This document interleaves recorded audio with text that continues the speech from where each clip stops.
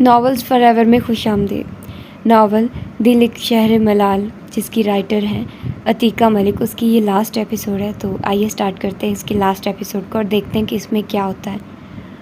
5 रोज़ के बाद उसके डिस्चार्ज होने पर डॉक्टर सोफिया और अयाज ने उनके दरमियान सुलह की मामूली सी कोशिश की, मगर हमरा की एक ही रट थी कि उसे किसी हॉस्टल में रहना है। साहिर अब उसके साथ ज़बरदस्ती नहीं करना चाहता था, सो उसकी इजाज़त से डॉक्टर सोफिया उसे अपने फ्लैट पर ले आई थी, इस वादे के साथ कि जल्दी किसी अच्छे हॉस्टल का पता करके उसे शिफ्ट कर देंगे। यहाँ पर एक मुलाजमा दिन को रहा करती थी, सो वो 4 दिन से यहाँ अकेले रोने धोने खुदा से शिकवे करने में अपना वक्त बिताती। डॉक्टर सोफिया और अयाज रात गए आते तो बामुश्किल थोड़ी देर उसे कंपनी देते। उस रोज़ मुलाजमा भी छुट्टी पर थी। फ्लैट की इतलाई घंटी बजी तो उसने बैरूनी दरवाजे के पास जाकर मैजिक आई से झांका था। बाहर साहिर खड़ा था। वो हैरान होकर चंद सेकंड उसकी आमद के बारे में सोचती रही, फिर दरवाज़ा खोले बगैर लाउंज में आकर बैठ गई थी। साहिर ने कदमों की चाप दरवाजे के करीब आते और फिर वापस जाते सुनी थी। अयाज ने उसे फ्लैट की चाबी देना चाहिए, मगर उसने लेने से इनकार कर दिया था। एक तो वो हमरा की इजाज़त के बगैर अंदर नहीं आना चाहता था, दूसरी ये गलत फहमी भी थी कि वो उसे देखकर दरवाज़ा खोल देगी, मगर अब बंद दरवाजे के बाहर परेशान खड़ा था। अच्छी तरह पता भी है कि सोफिया भाभी और अयाज भाई इस वक्त अस्पताल में होते हैं, फिर यहाँ क्यों तशरीफ़ लाए हैं। वो रौनकी होकर बंद दरवाजे को देख रही थी। 1-2 मरतबा फिर बेल बजी, मगर वो मुस्तरिब सी बैठी रही। अगले पल फ़ोन की बेल बज उठी। हेलो, उसने नंबर देखे बगैर रिसीवर उठाया था। हमरा प्लीज़ देखो मुझे, अयाज ने। उसने ठीक से पूरी बात सुने बगैर रिसीवर रख दिया। जब मैंने बताया था कि मैं डॉक्टर के पास गई हूँ, तब मेरी पूरी बात नहीं सुन सकते थे। अब क्या कहना है भला। उसकी सोचों का तसलसल एक मरतबा फिर फ़ोन की बजती बेल से टूटा तो वो यूं ही खाली खाली नज़रों से सेट को देखती रही। वक्फे वक्फे से फ़ोन की बजती बेल पर उसने CLI पर नंबर देखा था और ओह, ये तो अस्पताल का नंबर है। फ़ौरन रिसीवर उठाया था। वो हमरा दरअसल मैं और सोफिया चंद डॉक्टर्स के साथ एक एरिया में कैंप लगाने जा रहे हैं। चंद दिनों तक वापसी होगी। मैंने साहिर से कह दिया वो तुम्हारे पास। लेकिन अयाज भाई, इसकी ज़रूरत नहीं है, मैं खुद रह लूँगी। और फिर आंटी है ना।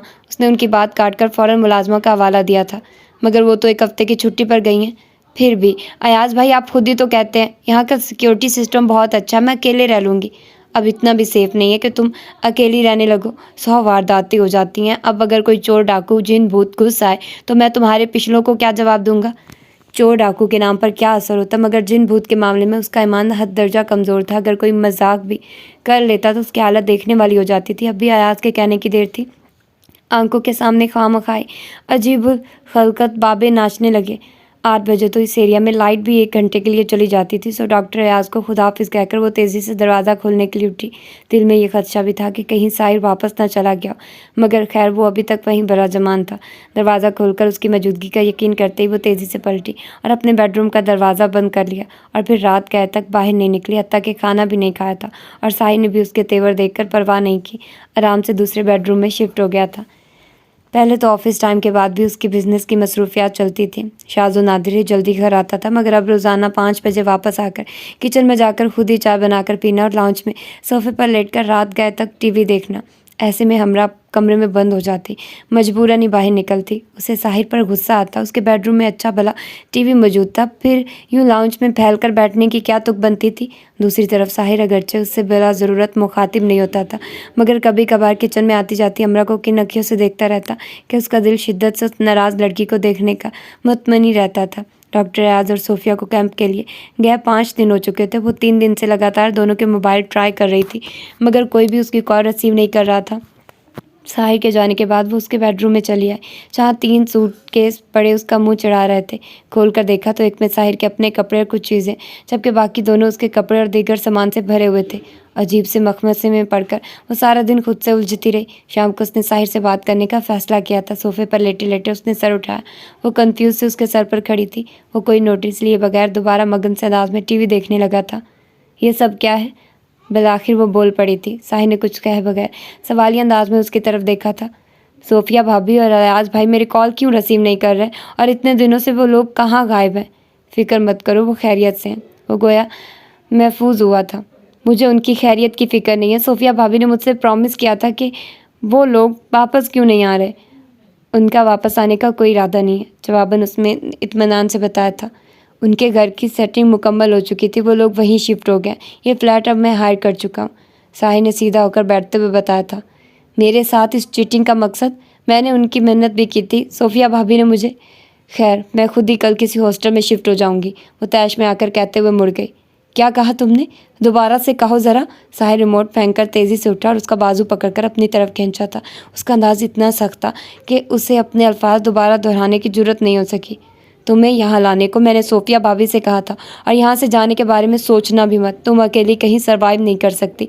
मेरे साथ रहकर तुम्हारा ये हाल है तो पिछले तजुर्बे भूल गई हो क्या? तुम इतनी बेवकूफ़ हो कि लोग तुम्हारे बारे में प्लान बनाकर अमल कर डालते हैं और तुम्हें तब तक खबर नहीं होती जब तुम्हारे सर पर आन पड़ती है।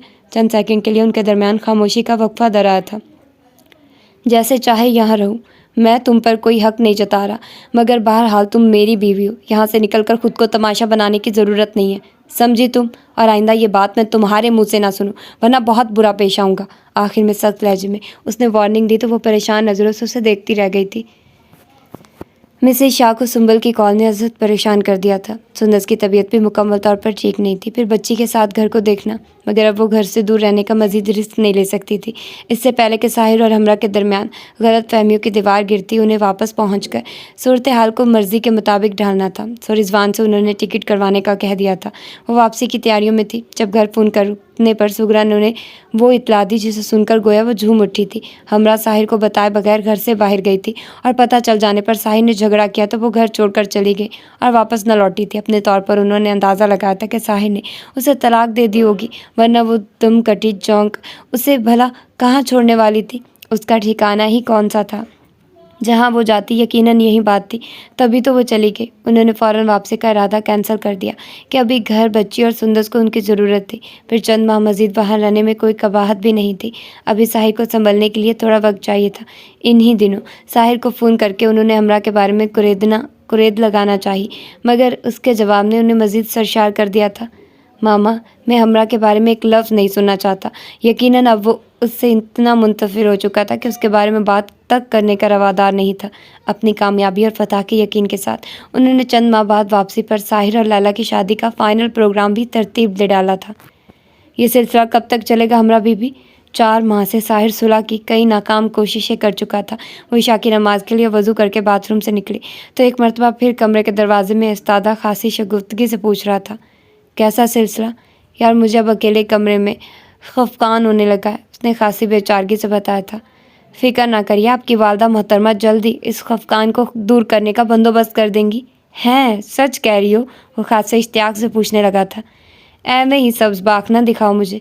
मुस्कुराहट दबाकर वो मसनूही बेअतबारी दिखाने लगा था। कोई और वक्त होता तो साहिर के इस अंदाज को एंजॉय करती, मगर अब तो दिल में धुआं सा भरने लगा था। सो रुख मोड़कर यूं ही टेबल पर पड़ी किताबों की नादीदा गर्द को साफ करने लगी।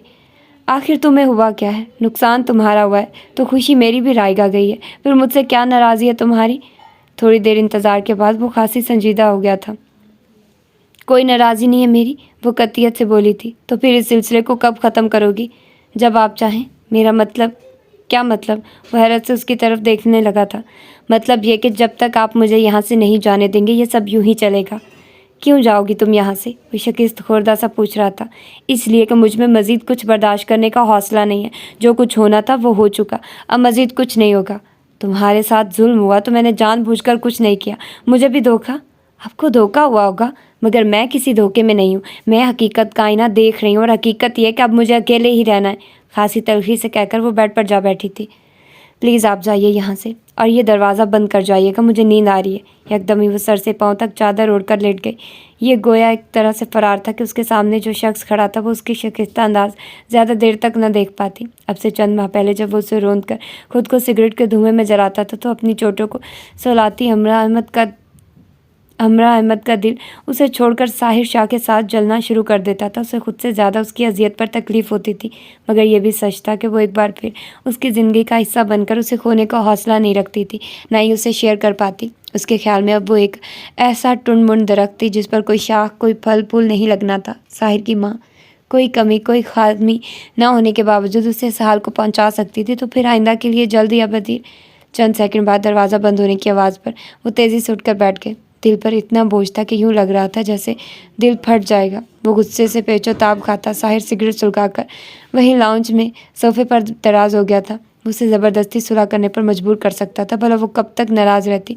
मगर जब से हमरा ने अपनी कीमत का जिक्र किया था तो उसके दिल में कोई ऐसा एहसास पैदा हुआ था कि वो उस पर भरपूर नज़र डालने से भी गुरेज करता था और बात करने के लिए भी उसके कमरे के दरवाजे तक महदूद रहता, अंदर नहीं जाता। अंदर से आती सिसकियों और हिचकियों की आवाज़ें उसे सुनाई देने लगी तो वो गुमसुम सा हो गया था। कलर कहार के होटल में गुजारने वाले चंद रोज़ में जब हमरा बेतकान बोलती थी तो साहिर ने जान लिया था ज़िंदगी में दर आने वाले इस अचानक मोड़ ने उसके बाप की मौत का गम ताज़ा कर दिया। उसे भाई की खुदगर्जी और उसके खून सफ़ेद होने का बेहद मलाल था। जवारी सेठ के शिकंजे से बचकर साहिर का साथ मिलने पर वो खुद खड्डे के बजाय किसी खाई में गिरा महसूस करती थी। मगर 3 दिन उसके साथ सर खपाकर इतना तो वो जान गया था कि उसकी ज़िंदगी में और कोई नहीं था। और जब उसका साहिर पर एतबार लौटने लगा था तो जहाँ उसके रुखसारों की गुलाबियाँ साहिर को अपनी मोहब्बत की गवाह लगती थी, वहीं उसकी आंखों की चमक में साहिर को अपना आप नज़र आता था। पहली बात उसे बेहद खुशी देती थी, दूसरी बात उसे मुतमईन करते। उसे ख्याल आता हमरा उससे मोहब्बत करे तो ठीक, वरना वो उसकी हो चुकी थी, ये उसके लिए काफ़ी था। मोहब्बत कोई एहसास नहीं होती कि बदले में मोहब्बत की तवक्को रखी जाए। वो उसे दुनिया की हर खुशी देना चाहता था, मगर उस लड़की की खुशियाँ बहुत छोटी छोटी थी। उसे किसी होटल में लंच या डिनर करना इतना अच्छा नहीं लगता था जितना कि अपने कमरे के बाहर बैठकर साहिर के साथ खाने चाय पीना। उसे शॉपिंग करना बोरिंग लगता था, सो उसके लिए शॉपिंग वो खुद ही करता था। ज़्यादा घूमने फिरने की वो शौकीन नहीं थी। वो कॉल उसके वो वापसी के लिए इंतज़ार की कोफत में मुब्तला हो जाती थी। अलबत्ता साहिर के साथ छोटी मोटी गैदरिंग्स में वो खुशी खुशी जाती थी। सुंदस ने कई मरतबा इसरार किया कि वो हमरा को साथ लेकर अमेरिका आए, मगर उसके इसरार के बावजूद वो इनकार कर देती। सुंदस पाकिस्तान आएगी तो मिल लूँगी, मुझे तो इतना लंबा सफ़र करने का सुनकर ही थकन हो गई है। हनीमून पर मरी जाने के अलावा वो एक मरतबा उसके साथ सिंगापुर और चंद मरतबा आउट ऑफ सिटी गई थी, वो भी उसके शदीद इसरार पर। शाम को उसे घर से करीबी पार्क में जाना बेहद अच्छा लगता था और साहिर इस एक्टिविटी में उसका साथ देने के लिए कई मरतबा अपने अर्जेंट काम भी अगले दिन पर छोड़ देता था। वो उसकी इन छोटी छोटी बातों को जी जान से पूरा करता तो वो हैरान हो जाती। आप मेरी किसी बात से इख्तलाफ क्यों नहीं करते? मेरी हर बात मानकर अनईज़ी फील नहीं करते? वो पूछने लगती। इन नन्ही मुन्नी बातों को मानकर कौन अनईज़ी फील कर सकता है? वो हंसकर जवाब देता। मैंने तो सुना है कि औरतें अपने शौहरों से बड़ी बड़ी डिमांड्स करती हैं। तुम्हारे दिल में कोई ऐसी? मैं औरत हूँ। मैं सोफिया भाभी तो मुझे लड़की कहती हैं और अराज भाई तो कभी कभी मुझे बेबी भी कह देते हैं। आप मुझे इस कदर मुश्किल कैटेगरी में क्यों खड़ा कर रहे हैं? उसकी बात को एक तरफ फेंकते हुए इंतहाई रंजीदगी और अफसुर्दगी के तासुरात चेहरे पर लाते हुए मसनूई दुख से पूछने लगी। बेबी, मैं इस एक्टिंग पर तुम्हें प्राइड ऑफ परफॉर्मेंस नहीं देने वाला। वो दिल ही दिल में महजूज होकर उसे टोक देता। कमाल है, ये तुम पर अयाज का रंग कैसे चढ़ गया? वो भी यूँ बात करते करते पैंतरा बदल लेता है। अच्छा बताओ ना, बीवियाँ इतनी फरमाइशें करती हैं, तुम्हारे दिल में ऐसी कोई ख्वाहिश नहीं होती जो तुम मुझसे मनवाने की कोशिश करो? उसने एक रोज़ बहुत इसरार से पूछा था। असल में जब आप मेरे साथ होते हैं तो मुझे कुछ सोचने का वक्त नहीं मिलता, और जब आप ऑफिस चले जाते हैं तो मेरा ध्यान आपके आने जाने के हिसाब किताब पर लगा रहता है। अब ऐसे में मेरे पास कुछ और सोचने का वक्त कहाँ? बड़ी संजीदगी से शान ने अचकाकर उसने बताया तो साहिर लापरवाह तासुरात से सजे सादा से चेहरे वाली उस लड़की को देखता चला गया जिसकी ज़िंदगी का मरकज़ व महवर वो खुद था। चाहने वाले हमेशा चाहे जाने की तलब रखते हैं और यही उनकी फतह होती है, मगर साहिर का दिल चाहता वो उसकी मोहब्बत का एतबार करे, उसकी मोहब्बत हमरा का मान बने, उसकी मोहब्बत से वो ज़िंदगी की ढेरों खुशियाँ कशीद करे। यह उसकी फतह होगी। इस जीत के चक्कर में हमरा का दिल उसके गिर्द चक फेरियाँ खाने लगा था। उसका मुशाहिदा तो यही था कि अगर कोई निचले तबके की औरत बाहैसियत मर्द से शादी करे तो उसकी दौलत उड़ाने वो दोनों हाथों से समेटने की ख्वाहिशमंद होती है, मगर यहाँ मामला उसके बिल्कुल उल्ट था। मुरीदपुर में निकाहनामे के मंदरजात पुर करते हुए अयाज ने महर की रकम 10 लाख लिखी थी। शायद उसे हमरा के भाई का लालची अंदाज बहुत बुरा लगा तो और दांस्ता तौर पर उसने उजाला करना चाहा था, तब पास बैठे साहिर ने यूं ही मजाक में कुनी मारकर उससे इस्तफार किया था। ये टीका क्यों लगा रहे हो? असल में तुम स्पेशल किस्म के मरीज़ हो, ऐसे मरीज़ों को ऐसा इंजेक्शन ज़रूर लगना चाहिए, उसने अनूज उसी के अंदाज में जवाब दिया था। हनीमून पर जाने से पहले जब साहिर ने हमरा का अकाउंट खुलवाने के लिए बैंक फॉर्म उसे साइन करने के लिए दिया था तो उसके पूछने पर सारी बात मनो अन हंसते हुए बताई थी। अच्छा, तो आपको बुरा लगा था कि अयाज भाई ने इतनी रकम क्यों लिखी है? चले, मैं खुद ही हाथ जोड़कर ये रकम आपको माफ़ करती हूँ। आप मेरे हैं, ये इत्मीनान मेरे लिए काफ़ी है, वो सुकून से कहती हुई फॉर्म एक तरफ रख कर उठ गई थी। अरे नहीं भाई, इतने भी बुरे हालात नहीं, वो तो मैं यूं ही मजाक का बता रहा था, वरना तो उस रोज़ मुझसे कोई जान भी मांग लेता तो मैं खुशी खुशी दे डालता। तब साहिर के इसरार पर उसने साइन तो कर दिए थे, मगर अपने अकाउंट नंबर, बैंक या चेकबुक के बारे में कोई खबर न ली थी। और डॉक्टर सोफिया के क्लिनिक में जिस तरह उसने बात की थी उससे साहिर को लगा था कि टेंशन में है। मगर शायद उसे बात याद ही ना थी। मगर जब वो डॉक्टर सोफिया के साथ अस्पताल से डिस्चार्ज होकर आ रही थी तो साई ने उसे चेकबुक ला दी थी। ये सोच कर के वो खुद को बहुत अकेला महसूस करती थी। कम अज़ कम रकम के मामले में वो खुद को खलाश महसूस न करे। ऑफिस में जब पहली मर्तबा वो उसके सामने आई थी तो उसके बावकार अंदाज ने बिलाशुबा साहिर को चौंकाया था। बाद में उसकी ये अट्रैक्शन शदीद मोहब्बत में बदल गई। मगर जब वो उसकी ज़िंदगी में शामिल हुई तो साहिर ने जाना कि जैसे वो नज़र आती थी उससे कहीं ज़्यादा प्यारी और अच्छी आदतों की मालिक थी। एक भरपूर लग्जरी लाइफ का हिस्सा बनकर भी उसके ज़्यादातर अंदाज वही रहे। हत्ता के लिबास के मामले में उसने अपना चोला बिल्कुल नहीं बदला था। पहले की तरह स्कार्फ लेती थी या बड़े बड़े दुपट्टे फैलाकर ही लिया करती थी। और ये उसका कोई पोज नहीं था कि अक्सर किचन में नेक बाबा के सामने जाते हुए भी वो सर को ढांप लेती थी। साहिर जब अपने सर्कल में औरतों के आधे अधूरे लिबास देखता तो बापर्दा और बाहया बीवी के साथ पर उसे फ़ख्र महसूस होने लगता था। हमरा की शख्सियत में कोई झोल नहीं था। वो तो खुली किताब की मानिद उसके सामने थी। फिर वो क्यों इस साजिश का इस कदर कामयाबी से शिकार हो गया था? वक्ती तौर पे गुस्सा आना एक फितरी और लाजमी बात थी, मगर बाद में वो उसकी बात सुन सकता था। फिर हमरा अपने दिल की भड़ास खूब निकाल लेने के बाद नमाज़ पढ़कर सो गई थी। मगर वो बहुत देर तक वहीं बैठकर गुज़रे वक्त के हिसाब किताब में उलझा पछतावों में घिरा रहा था। मिसेस शाह मज़ीद 5 माह सुंदस के पास गुजारकर वापस लौटी थी। घर वापस आकर पहले तो उन्हें इस बात से हैरत हुई कि ड्राइवर रिसीव करने आया था। दूसरा धचका घर पहुंचकर इस वक्त लगा जब नेक बाबा मोहम्मद ने उन्हें बताया कि साहिर साहब सिर्फ महीने के शुरू में मुलाजमीन की तनख्वाहें देने आते हैं। फ़ोन पर तो बिज़नेस के बारे में और दीगर अमूर पर नॉर्मल तरीके से बात करता था। हाँ, हमरा का जिक्र उसके बाद जानबूझकर उन्होंने कभी नहीं छेड़ा था कि इस गुज़रे किस्से से उन्हें कोई लेना देना नहीं था। फिर साहिर खुद ही तो कह चुका था कि वो उसके बारे में बात नहीं करना चाहता, तो बात ख़त्म हो चुकी थी। मगर अब घर ना आने का क्या जवाब? हद तो ये थी कि वो माँ की इतने माह बाद वापसी पर भी उनसे मिलने नहीं आया था। उन्हें सुगरा पर शदीद ताव आने लगा, जिसने हमरा के जाने का तो बताया था मगर साहिर की इस रूटीन का कोई जिक्र नहीं किया था। खैर, इतना बड़ा काम उन्होंने अपनी मर्जी और मंशा के मुताबिक अंजाम दे लिया था तो साहिर कब तक घर से बेजार रहता। मगर साहिर पर गुस्सा भी आ रहा था। भला ऐसा भी क्या खुद को रोग लगा लिया जो उसके जाने के बाद वो घर का रास्ता भूलने लगा है? शायद अपनी ज़िंदगी से उसे निकाल कर पछता रहा है। उन्होंने दिल ही दिल में क्या सराई की थी। अब उसे लैला के लिए मनाने का निस्बतन कम दुश्वार मरहला दरपेश था। फिर तो उस जैसी एक्टिव और तेज़ तरार लड़की का साथ पाकर माजी को खुद ब खुद भूल जाएगा। उन्होंने एक फ़ैसला करते हुए खुद को तसल्ली दी थी। वक्त की गर्दिश से चंद घंटे बाद वो दिन पलट कर आने वाला था जब 2 साल पहले वो मुरीदपुर गया था और हमरा अहमद उसकी ज़िंदगी में आई थी। वो बहुत देर तक लाउंज में बिला मकसदी लाइट ऑन किए बगैर बैठा रहा और फिर उठकर टेरेस पर चला आया था। सामने वाली बिल्डिंग के एक फ्लैट पर कोई फंक्शन हो रहा था, शायद कोई मेहंदी वगैरह की तकरीब थी। कितनी देर जगमग करती रोशनियों को खाली खाली नज़रों से देखता रहा। हमरा भी सर शाम ही अपने कमरे का दरवाज़ा बंद करके गाफिल हो गई थी। जहन के सन्नाटे पर नींद ने गलबा पाना शुरू किया। उठकर बेडरूम में चला आया था और फिर बहुत देर तक करवटें बदलने के बाद सोने में कामयाब हुआ था। शदीद प्यास के एहसास से उसकी आंख खुली थी। लाइट जाने की वजह से कमरे की कूलिंग भी खासी कम थी। मोबाइल की लाइट ऑन करके वो पानी पीने किचन में आया था, मगर वापस अपने कमरे की तरफ जाते हुए ठटक गया था। पूरा फ्लैट अंधेरे में डूबा हुआ था, जबकि हमरा के कमरे के नीमवा दरवाजे से नज़र आने वाली मध्यम रोशनी भला कैसी थी। उसने आहिस्ती से दरवाजे को धकेल कर कमरे में झांका और साकित रह गया था। वो सोफे पर दोनों पाँव चढ़ाए घुटनों के गिर्द बाजू लपेटे साकित बैठी थी और उसके सामने टेबल पर केक धरा था जिसके ऊपर जलती 2 मोमबत्तियाँ अपना सफ़र तमाम करने को थी। साहिर को लगा जैसे उसका दिल किसी ने मुट्ठी में जकड़ लिया। उसने बेख्तियार मोबाइल की स्क्रीन पर टाइम देखा। सुइयाँ 4 के हिस्से को क्रॉस कर चुकी थी। गोया वो सारी रात से यूं ही बैठी रही थी, वाइट शेफून के सफ़ेद सूट में मलबूस।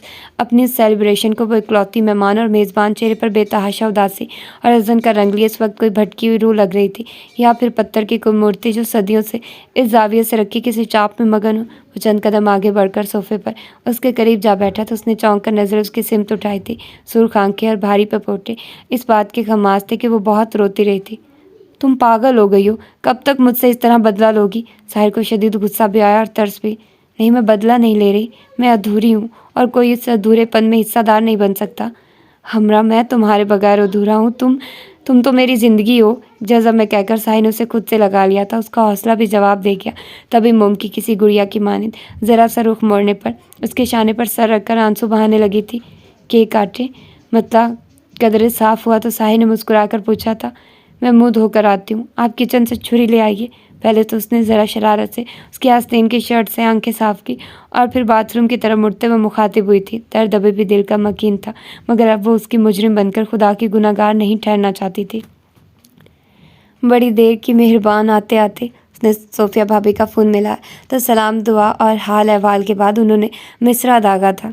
क्या मतलब भाभी? मैं तो मतलब कि बच्ची, मेरा तो दिल चाहता था कि तुम्हें जाकर 2-4 ऐसी ठोकूं कि होश ठिकाने आ जाए, मगर साहिर हर मर्तबा फेवर कर जाता था। मुझे तो ये समझ नहीं आती कि मेरे देवर के दिल में तुमने ऐसा कौन सा मोम का टुकड़ा फिट कर दिया जो तुम्हारे लिए पिघलता ही रहता है। उधर तो ये हाल है कि 24 घंटे मरीजों का ख्याल रखो और साहिब के मामले में ज़रा कोताही हो जाए तो दिनों मुंह के जाविये ही ठीक नहीं हो पाते। कोई टोटका मुझे भी बताओ भाई। ये खराज तहसीन गोया साहिर कुछ था, सो उसने नज़रअंदाज कर दिया था। भाभी, अयाज भाई से तो मुझे कुछ ज़्यादा उम्मीद नहीं थी, मगर आपने भी चीटिंग की। उसका शिकवा अनूस दिल में दबा था, सो इजहार कर दिया। कौन सी चीटिंग? हमने 2 मुसलमानों के दरमियान सुलह की कोशिश की, और मुसलमान भी कौन? मियाँ बीवी। वाह, शैतान तुम्हारे सर पर सवार होकर तालियां पीट रहा था, अब हम पर दांत पीस रहा होगा। उन्होंने खुद को दाद देकर उसकी बात को चुटकियों में उड़ा दिया था। वैसे हमरा, तुम्हें साहिर से इतना लंबा पंगा नहीं लेना चाहिए था। मेरा तो दिल हौरता रहा तुम्हारी इस बेवकूफ़ी पर। आखिर में वो कदरे संजीदा होकर उसे समझाने लगी थी। हमारे स्टाफ की भी डिमांड थी और मेरा भी ख्याल था कि अपने घर शिफ्ट होने की खुशी में एक गेट टुगेदर रख लेते हैं, मगर अयाज कहने लगे जब तक मिस्टर और मिसिस साहिर इकट्ठे आने पर राज़ी नहीं होते तब तक नहीं।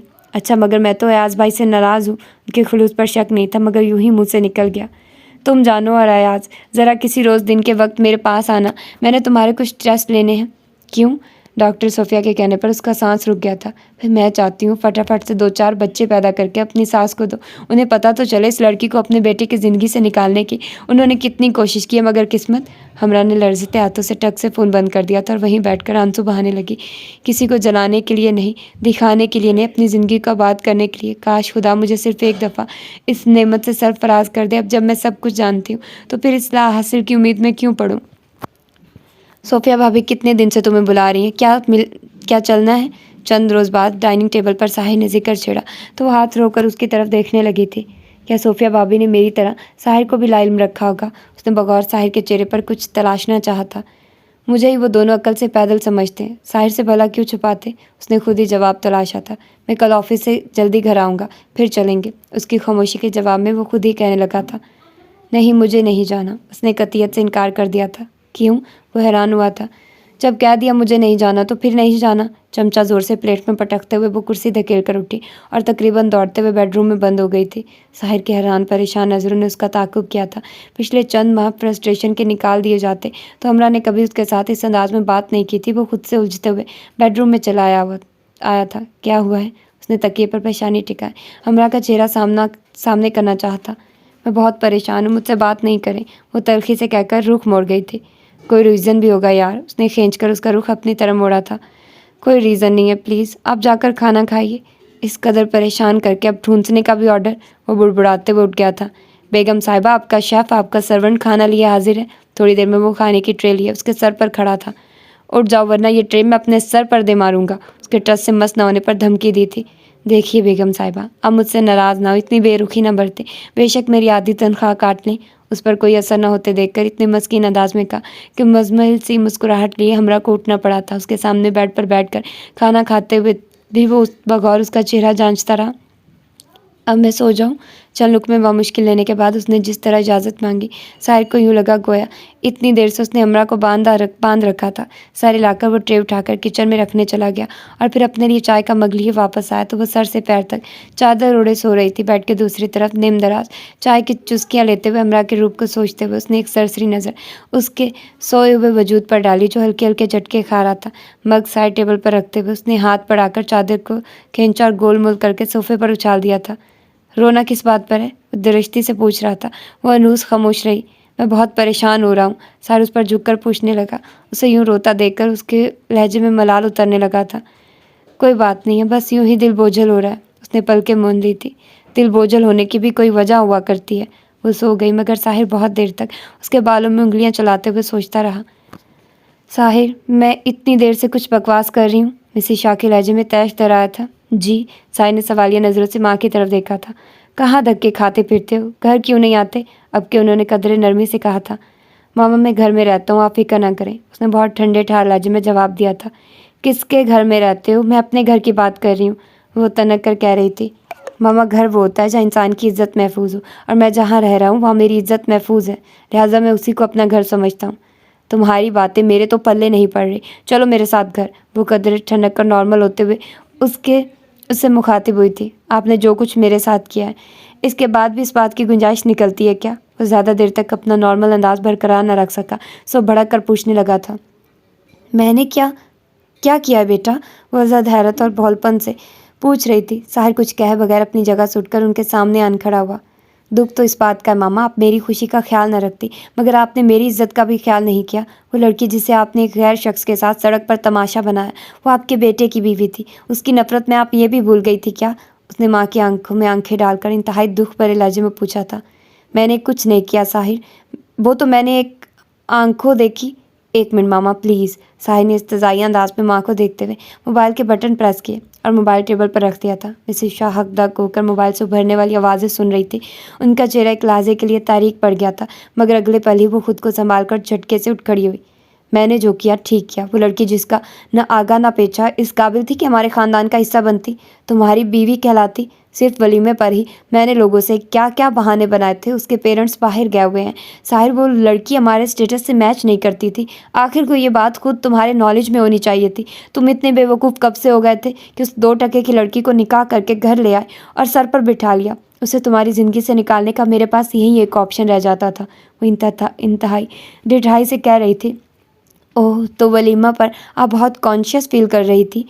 मुझे बताती, मैं रिसेप्शन पर खड़े होकर लोगों को बताता कि मैं उसे 5 लाख की अवज़ ख़रीद कर लाया हूँ, क्योंकि वो इतनी कीमती थी कि मुफ्त में मिल नहीं सकती थी। उसने इत्मीनान से माँ को जवाब दिया था।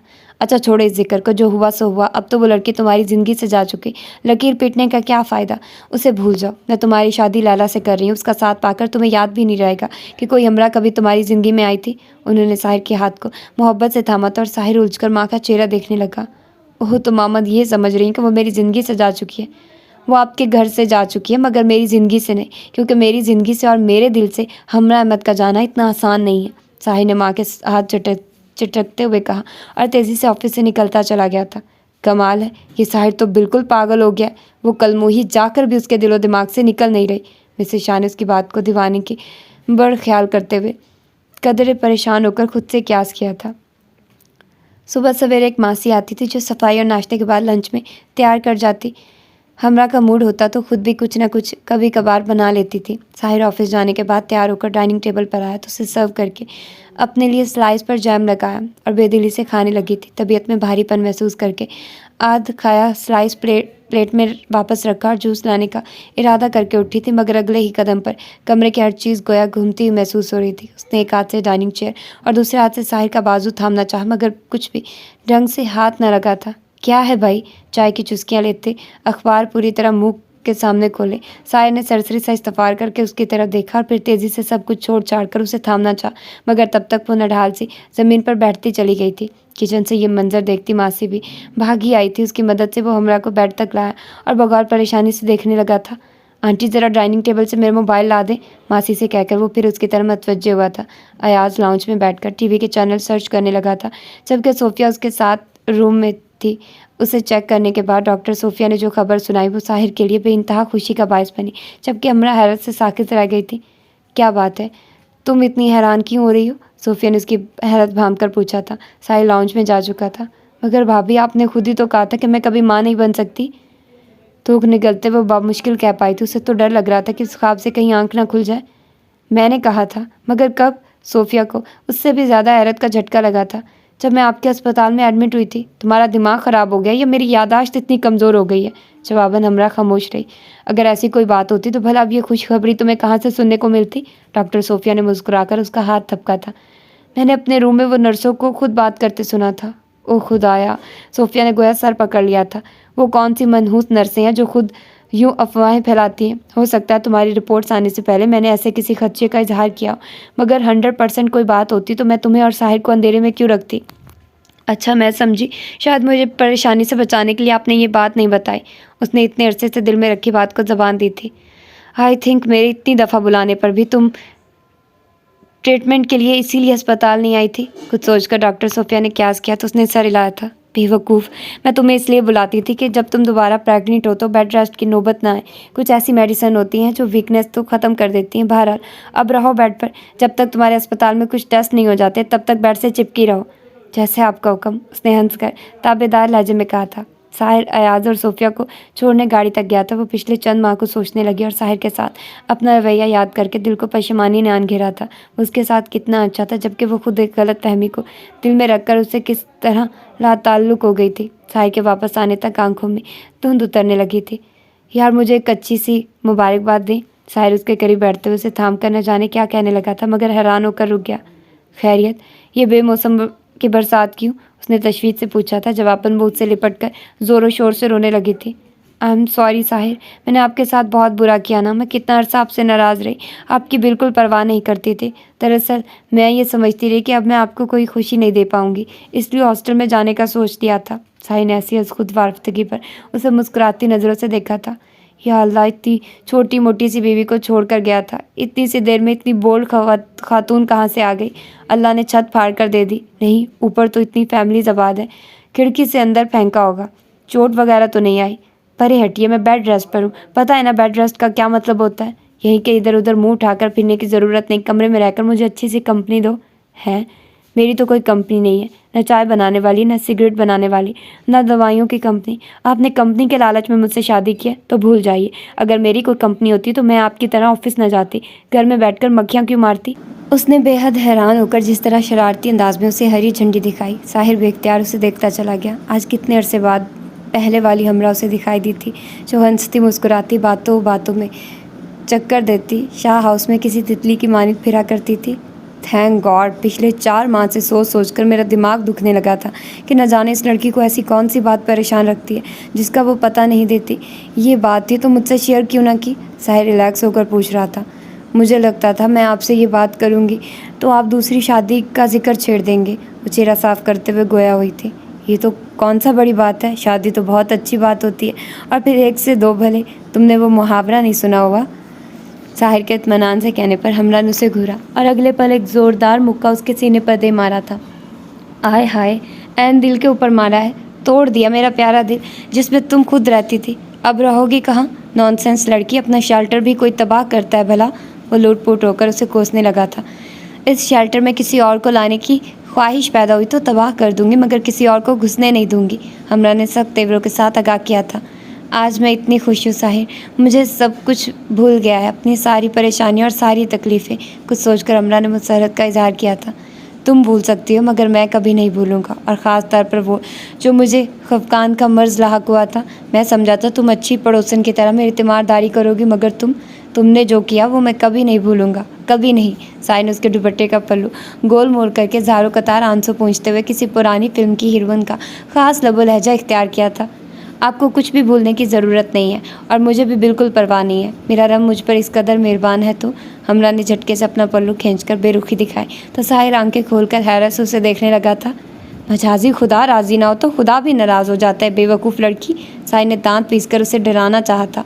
मगर मुझसे तो खुदा राज़ी है, तभी तो इतना मुबारक, इतना खूबसूरत दिन दिखाया है। हमरा ने शाने चुका कर कहा। अरे मोट उठाकर पर्दे समेट दिए तो ग्लास विंडो से बाहर का मंजर नज़र आने लगा, जहाँ वाइल मही का तपता सूरज खासा ऊपर आ चुका था। उसकी किरणें खिड़की के शीशों से फन छन कर अंदर आने लगी, मगर हमरा को ये सब कुछ बहुत भला लग रहा था। मामा, ये साहिर कब तक रूठी हसीना बना बैठा रहेगा? मेरे ससुराल वाले मेरा सर खा रहे हैं। सुंबल एक बार फिर तपी हुई बैठी थी। बेटा, उसे संभलने के लिए थोड़ा वक्त तो चाहिए ना, मिसेस शाह ने उसे समझाना चाहा था। दर हकीकत वो साहिर के रवैये से खुद भी बहुत परेशान थी। पहले तो खैर उन्हें ज़्यादा फिक्र नहीं थी, मगर अपनी साजिश का पोल खुलने के बाद से ये परेशानी ज़रूर लाहक हो गई थी कि न जाने साहिर लैला के लिए हाँ करता है या नहीं। मैंने कनीज़ चची से यही बात कही थी, मगर वो तो उल्टा एतराज़ करने लगी कि साहिर कोई औरत तो है नहीं जिसके लिए तलाक के बाद इद्दत पूरी करना ज़रूरी हो। उनकी बात अपनी जगह दुरुस्त है, मगर कुछ नहीं मामा, बस आप किसी तरह भी साहिर को मनाइए। कोई बीमारी वगैरह का ड्रामा कर लें, किसी डॉक्टर से मिली भगत करके 2-4 रोज़ अस्पताल में एडमिट हो जाइए तो खुद ही मजबूर हो जाएगा। मैंने तो कनीज़ चच्ची से कह दिया कि वो बेफिक्र होकर शादी की तैयारियाँ करें। अब हम साहिर को कहीं नहीं जाने देंगे। आइडिया तो तुम्हारा भी अच्छा है, मगर इससे पहले मैं एक दफ़ा डॉक्टर अयाज और उसकी बीवी की खबर लेना चाहती हूँ। वहीं साहिर को उल्टी पट्टियाँ पढ़ाते हैं। मामा, जो भी करना है जल्दी करें, बस अब मज़ीद देर नहीं। करनी, वरना ये साहिर साहब फिर रस्सियाँ तोड़वा जाएंगे। सुंबल पर कुछ ज़्यादा ही अजलत सवार हो रही थी। मिसेस शाह ने उसकी बात पर सर हिलाकर टेलीफोन अपने करीब खिसकाया और नंबर मिलाने लगी। सोफिया, मैं मरियम शाह बात कर रही हूँ। दूसरी तरफ डॉक्टर सोफिया ही लाइन पर थी। खास से रूखे फीके अंदाज में उन्होंने तारुफ करवाया था। जी आंटी, कैसी हैं आप? सोफिया ने खुशदिली से पूछा था। मैं तो ठीक हूँ, ये तुम और तुम्हारे मियाँ के साथ क्या प्रॉब्लम है? क्या चाहते हो तुम लोग? उनका सवाल सोफिया को ठटक जाने पर मजबूर कर गया था। आंटी, आपको कोई गलतफहमी? गलतफहमी? ये गलतफहमी है कि तुम लोग साहिर को बहका रहे हो। पहले तुम्हारा शौहर उसे पकड़कर कल्लर का हार ले गया और उस कलमोही के मत्थे लगा दिया। अब मुश्किल उससे जान छूटी है तो? आंटी, साहिर कोई दूध पीता बच्चा नहीं है, अपना अच्छा बुरा खुद समझता है। सोफिया ने तबकर उनकी बात काटी थी। अपना अच्छा बुरा खुद समझता है तो तुम लोगों ने उसे घुटने से क्यों लगा रखा है? आंटी, मैं फिर कहूँगी कि आपको कोई गलतफहमी। कैसी गलतफहमी भाई? 5 महीने से तुम्हारे फ्लैट पर रह रहा है, क्या समझते हो तुम लोग? मैं इस बात से बेखबर हूँ। आंटी, साहिर ने वो फ्लैट खुद हायर किया है, हम तो अपने घर शिफ्ट हो चुके हैं। इन्हीं दिनों साहिर कोई रेजिडेंस हायर करना चाह रहा था क्योंकि हमरा शाह हाउस में नहीं रहना चाहती थी, तो साहिर उसके साथ इधर शिफ्ट हो गया। हमारा इस मामले से कोई ताल्लुक़ नहीं है। हमरा का वहाँ क्या ताल्लुक़? वो भी साहिर के साथ रह रही है। मिसेस शाह की ज़बान हैरत की ज़्यादती से लड़खड़ाने लगी थी। कमाल करती हैं आंटी आप, बीवी शौहर के पास होगी, शौहर बीवी के साथ होगा, ये कोई पूछने वाली बात है भला? डॉक्टर सोफिया ने कमाल अनजानपन से काम लेकर उन्हें हकीकत से रोशनास करवाया था। अब के लाइन पर दूसरी तरफ खामोशी छा गई थी। अगर आप इस बात से वाकिफ़ नहीं थी तो यकीनन इस बात से भी लाइल्म होंगी कि आप दादी बनने वाली हैं। डॉक्टर सोफिया के कहने पर उन्होंने कुछ कहे बगैर ठग से रिसीवर रखा और बदहवास से अंदाज में सामने बैठी सुंबल का चेहरा देखने लगी। क्या हुआ मामा, क्या कह रही हैं सोफिया? उन्हें सुंबल को ये बताने के लिए अल्फाज नहीं मिल रहे थे कि उनकी साजिश के सारे मोरे पट गए थे। उनकी फतह शिकस्त में बदल चुकी थी। सच झूठ पर गालिब आ गया था कि सच को जीतना ही होता है। फ्लैट की इतला ही घंटी बजी तो उसने अंडा फेंट कर फ्राइंग पैन में डालते हुए दरवाजे की तरफ देखा और कपड़े से हाथ पोंछते हुए दरवाजे की तरफ बढ़ा था। तभी बेल एक मरतबा फिर बज उठी थी। आने वाला हवा के घोड़े पर सवार लग रहा था। आता हूँ भाई, ज़रा सब्र तो करो। आवाज़ लगाते उसने दरवाज़ा खोला तो सामने बाकी खड़ा था। बाकी तुम? इस वक्त? मैं नाश्ता बना रहा हूँ, किचन में ही आ जाओ, 1 कप चाय का मिल जाएगा। हातिम ताई की कब्र पर लात मारते हुए वो वापस मुड़ा था। बाकी ने अंदर दाखिल होकर दरवाज़ा बंद किया और अगले ही लम्हे विकी की कमीज़ का कॉलर उसके हाथ में था। अरे अरे, ये क्या कर रहे हो? विकी इस इफ्तार पर बौखला गया था। निकालो मेरे 3 लाख रुपए, जिनकी डील मैंने तुम्हारी यकीन दहानी पर की थी। अब तुम्हारी आंटी और उसकी 74 बेटी ने मुझको जवाब दे दिया। पहले वो मकार औरत मुझे ये कहकर टरखाती रही कि उसकी माँ को इमरजेंसी में अमेरिका जाना पड़ गया, वापस आएगी तो। और अब उनका कहना है कि जब मैंने कोई काम किया ही नहीं तो पैसे किस बात के। बाकी ने मुसलसल विकी को झंझोड़ते हुए 2-4 जोरदार हाथ भी जोड़ दिए थे। बाकी बात सुनो, मेरी गलती है कि मैं तुम्हारे पैसे भरने को तैयार हूँ। विकी ने अपना बचाव करने की कोशिश करते हुए बाकी के हाथ पकड़कर आजिज़ी से कहा था। जब लड़की इस शहर में मौजूद ही नहीं थी तो मैं कहाँ से उठवाता? और फिर मैंने तेरी आंटी को 50-50 हज़ार एडवांस दिए थे, जिन्हें मैं इस काम के लिए साथ लेकर गया था। बाकी ने खासी भारी भरकम गाली का इस्तेमाल करते हुए कहा था। ठीक है, मुझे उनकी गारंटी नहीं देनी चाहिए थी। अब मैं तुम्हारा नुकसान पूरा करने के लिए तैयार हूँ। विकी दरिया में रहकर मगरमच्छ से बैर नहीं लेना चाहता था, सो नरमी से कहने लगा। सिर्फ 1 लाख रुपए नहीं, मैं अपनी डील की पूरी रकम इन माँ बेटी से वसूल करूँगा, और वो भी सीधे हाथ से नहीं बल्कि उल्टे हाथ से। बाकी उसकी आजिज़ी देखकर ठंडा पड़ गया था। तो मुझे ये बताओ कि वो लड़की कौन थी जिसे ये दोनों औरतें मंजर आम से हटाना चाहती थी? बाकी का दिमाग न जाने किस नुक्ते पर काम कर रहा था जो उसने विकी से तफसील जानना चाही।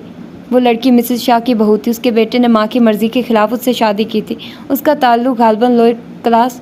1 मिनट, बाकी ने उसे रुकने का इशारा किया। तुम्हें कुछ जलने की बू आ रही है? उसने ज़ोर ज़ोर से सांस लेते हुए पूछा था। विकी उठकर किचन की तरफ भागा जहाँ फ्राइंग पैन में अंडा जलकर धुआं हो चुका था। लोग इतने दयालु कब से हो गए कि खुद से चलकर हमें मिलने आ गए? अलीज़ा ने गले लगाते हुए उसके पुरतपाक इस्तकबाल किया था। सुंबल की उससे मुलाकात जिम में हुई थी, जो बाद अच्छी दोस्ती में बदल गई थी। अलीज़ा उसके घर कई मरतबा आ चुकी थी, मगर उसके बेहद इसरार के बावजूद वो पहली मरतबा उसके यहाँ आई थी। चलो मेरे कमरे में बैठते हैं, तुम कोई मेहमान नहीं हो जो ड्राइंग रूम में बिठाकर तुम्हारी तवाज़े की जाए। वो उसे अपने बेडरूम में ले आई थी। तुम बैठो, मैं रिफ़्रेशमेंट का बंदोबस्त करके आती हूँ। सुंबल ने वक्त गुजारी के लिए रैक पर रखा एल्बम उठा लिया था। लीज़ा ट्रॉली धकेलती अंदर आई तो जूस का टर्न उसे पकड़ाकर खुद भी बेड पर बैठकर उसे एल्बम से मुतारिफ़ कराने लगी। बेध्यानी से सफ़े पढ़ते हुए सुंबल की निगाह एक तस्वीर पर जमकर रह गई थी। उसने निगाह उठाकर अलीज़ा को देखा और दोबारा तस्वीर पर जमा दी थी। ये मेरी बेस्ट फ्रेंड और पड़ोसी निगत की तस्वीर है। हमारे बेटे और उसकी बेटी की बर्थडे एक रोज़ होती है तो हम इकट्ठे ही सेलिब्रेट कर लेते हैं। दोनों बच्चे केक काट रहे हैं। ये उसके हस्बैंड ज़ुबैर और ये निगत। सुंबल का जी चाहा वो चीख चीख कर कहे, ये तो उसका महबूब है, उसका शौहर। मगर उसकी साकित निगाहें सिर्फ तस्वीर को घूरती रही। उसने खौफजदा सी निगाह लीज़ा पर डाली, जो अभी भी कुछ कह रही थी, मगर सुंबल को उसके हिलते होंठ दिखाई दे रहे थे। होटल में एक चाइनीज़ डेलीगेशन के साथ कुछ मशीनरी इंपोर्ट करने के सिलसिले में उनकी मीटिंग थी। अभी मीटिंग होने में कुछ वक्त था, सो वक्त का अंदाज़ा करके उसने न्यूज़पेपर सामने किया और सुर्खियों पर नज़र दौड़ाने लगा था जब उसकी टेबल पर पड़े इंटरकॉम की बेल बजी थी। यस, उसने रिसीवर उठाकर कान से लगाया था। सर, कोई बाकी साहब आपसे बात करना चाहते हैं, सेक्रेटरी नौरीन ने बताया था। बाकी साहब? उसने पुरसोच अंदाज में दोहराया। सर, वो कह रहे हैं कि कोई बिजनेस मैटर नहीं है, एक्चुअली वो किसी पर्सनल इशू पर आपसे बात करना चाहते हैं। ओके, बात करवा दें। अगले पल बाकी लाइन पर था। साहिर स्पीकिंग, फरमाइए। मेरा नाम फरमान बाकी है। मेरी मिसेस शाह और मिसेस ज़ुबैर से एक डील हुई थी, मगर काम अधूरा रह जाने की वजह से वो मुझे पेमेंट करने से इनकार कर रही हैं। इस सिलसिले में मुझे यही मुनासिब लगा कि आपसे बात कर लूँ। बाकी ने इंतहाई मासूमियत से अपना मसला बयान करना शुरू किया था। कैसी डील? साहिर हैरान हुआ और जवाबन बाकी उसे सब कुछ बताता चला गया, जिसे सुनकर साहिर सुन सा हो गया था। फिर उसे ख्याल आया ये वही शख्स है जिसने हमरा को घर के गेट पर ड्रॉप किया था। आप 1 मिनट होल्ड कीजिए, मेरे मोबाइल पर अर्जेंट कॉल आ रही है। बाकी से कहकर उसने साद का नंबर मिलाया। दरअसल वो उसे ट्रेस करने के लिए साद को अलर्ट करना चाहता था, मगर बदकिस्मती से साद का नंबर बिजी आ रहा था। जी बाकी साहब, कहिए। उसने दूसरी लाइन पर बाकी बात करनी चाहिए, मगर तब तक वो फ़ोन रख चुका था। या खुदाया, मामा सुंबल इस हद तक गिर सकती हैं। दिलो जहन से उमड़ती अजियत की लहर को दबाते हुए जबड़े भींचकर क्रिस्टल टेबल पर ज़ोरदार मुक्का दे मारा था। इस बात से बेनियाज के क्रिस्टल की किरचियाँ उसके हाथ को लहूलुहान कर देंगी। मेरा ख्याल अब हमें चलना चाहिए। चन्नी आंखों वाले हमारा इंतज़ार नहीं करेंगे, हमें उनसे पहले पहुंचना है। साथ बोलता हुआ ऑफिस में दाखिल हुआ। साहिर, ये क्या हुआ है तुम्हें? अचानक उसकी नज़र साहिर के दीवानगी भरे अंदाज और खून से आलूदा आस्तीन पर पड़ी तो वो लपक कर उसके पास आया था। कुछ नहीं हुआ मुझे, जाओ तुम यहाँ से, लीव मी अलोन। ज़ोर से चीखते हुए उसने साद का हाथ झटका था। पागल हो गए तुम, क्यों खुद पर जुल्म कर रहे हो? साद ने चेयर पर झूलते हुए साहिर को दोनों कंधों से थामा। असिस्टेंट मैनेजर कुरैशी किसी काम से अंदर दाखिल हुआ तो अंदर का मंजर देखकर हैरान रह गया। उठो यहाँ से, इधर सोफे पर बैठो, साद ने जोर देकर कहा और कुरैशी की मदद से मुश्किल उसे सोफे पर आने से पर रजामंद किया, क्योंकि जिस तरह वो रिवॉल्विंग चेयर पर झूल रहा था मुमकिन था कि चेयर ही उल्ट जाती। साहिर, तुम्हें मेरे साथ डॉक्टर के पास चलना होगा, तुम्हारे हाथ से बहुत खून बह रहा है। साद ने 4-5 टिश्यू पेपर इकट्ठे उसके हाथ पर रखे, जो चंद सेकंडों में ही खून से तरबतर हो गए। मुझे किसी डॉक्टर की ज़रूरत नहीं है, तुम लोग जाओ यहाँ से। उसने एक मरतबा फिर उसे झाड़ दिया तो साद तेज़ी से उठकर बाहर चला गया था। वो काफ़ी देर से रॉकिंग चेयर पर मुसलसल झूल रही थी। इस नई खबर ने उसके दिमाग को भी माफ़ करके रख दिया था। सुंबल अभी अभी रोती हुई उनके पास से गई थी। वो मुसलसल उन्हें और साहिर को मुद्दे इल्ज़ाम ठहरा रही थी। उसके ख्याल में अगर वो चाहते तो उसका घर बचा सकते थे। उनकी सोच का दायरा एक ही सिमत में हरकत कर रहा था। क्या वाकई उनका कसूर था या फिर उसकी किस्मत का? अगरचे इस खबर की मुकम्मल तस्दीक नहीं हुई थी, मगर तरदीद का भी कोई पहलू नहीं निकलता था। मोबाइल की बजती बेल पर उन्होंने देखा, स्क्रीन पर कोई अजनबी नंबर चमक रहा था। उन्होंने कॉल अटेंड किए बगैर मोबाइल ऑफ कर दिया और ज़ुबैर के मुतालिक फिर से सोचने लगी।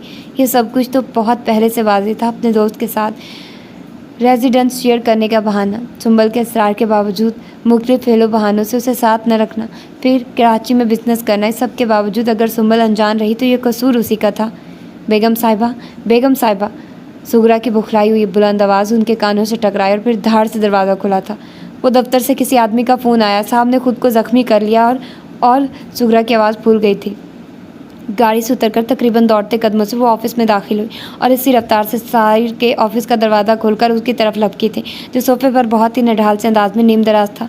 साहिर बेटा, ये क्या हुआ और तुम डॉक्टर के पास क्यों नहीं है? मर गया आपका बेटा।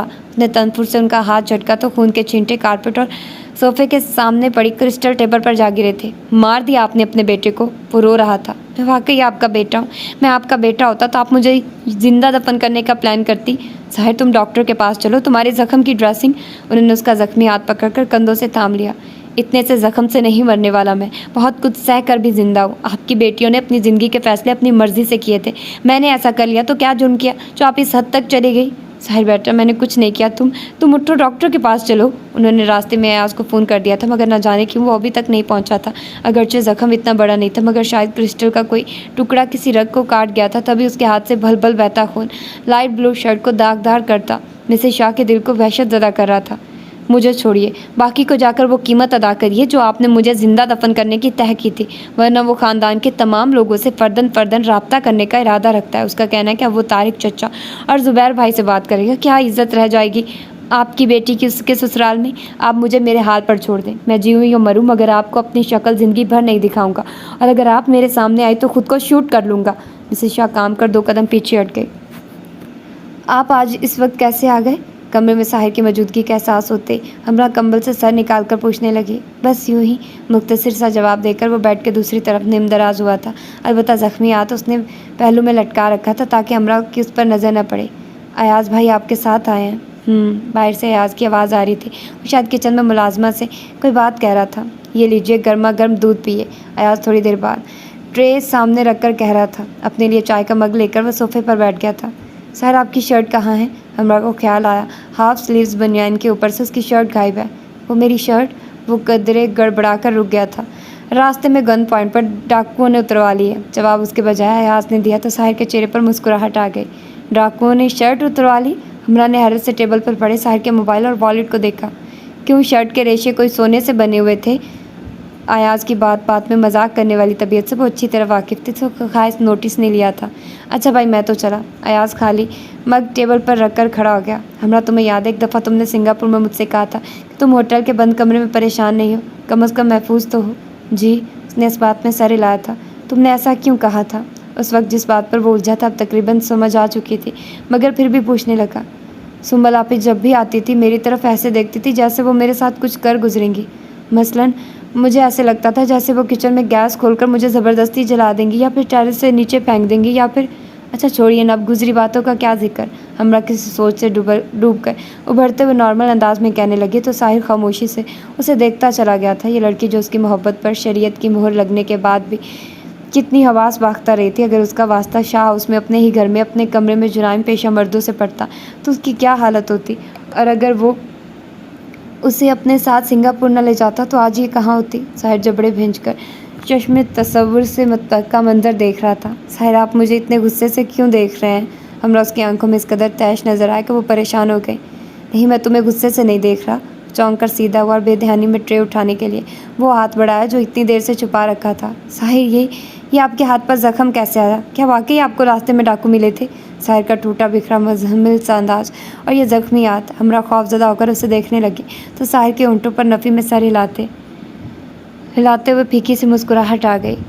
ये साहिर इतनी देर से कहाँ गायब है? क्राउन से टेक लगाए वो अपने पहलू में सोए नन्हे वजूद में मगन थी जब डॉक्टर सोफिया की आवाज़ ने उसे चौंकाया था। मैसेज छोड़ कर गए हैं कि कॉन्ट्रैक्ट पर साइन मार कर आता हूँ। शायद साद भाई ने इमरजेंसी में बुलवाया है। निकम्मा इंसान आज अपनी मसरूफियत कम नहीं कर सकता था? डॉक्टर सोफिया का एतराज़ हुआ। तुम्हारी सास तशरीफ़ ला रही हैं, उन्हें मैंने मुबारकबाद का फ़ोन किया है।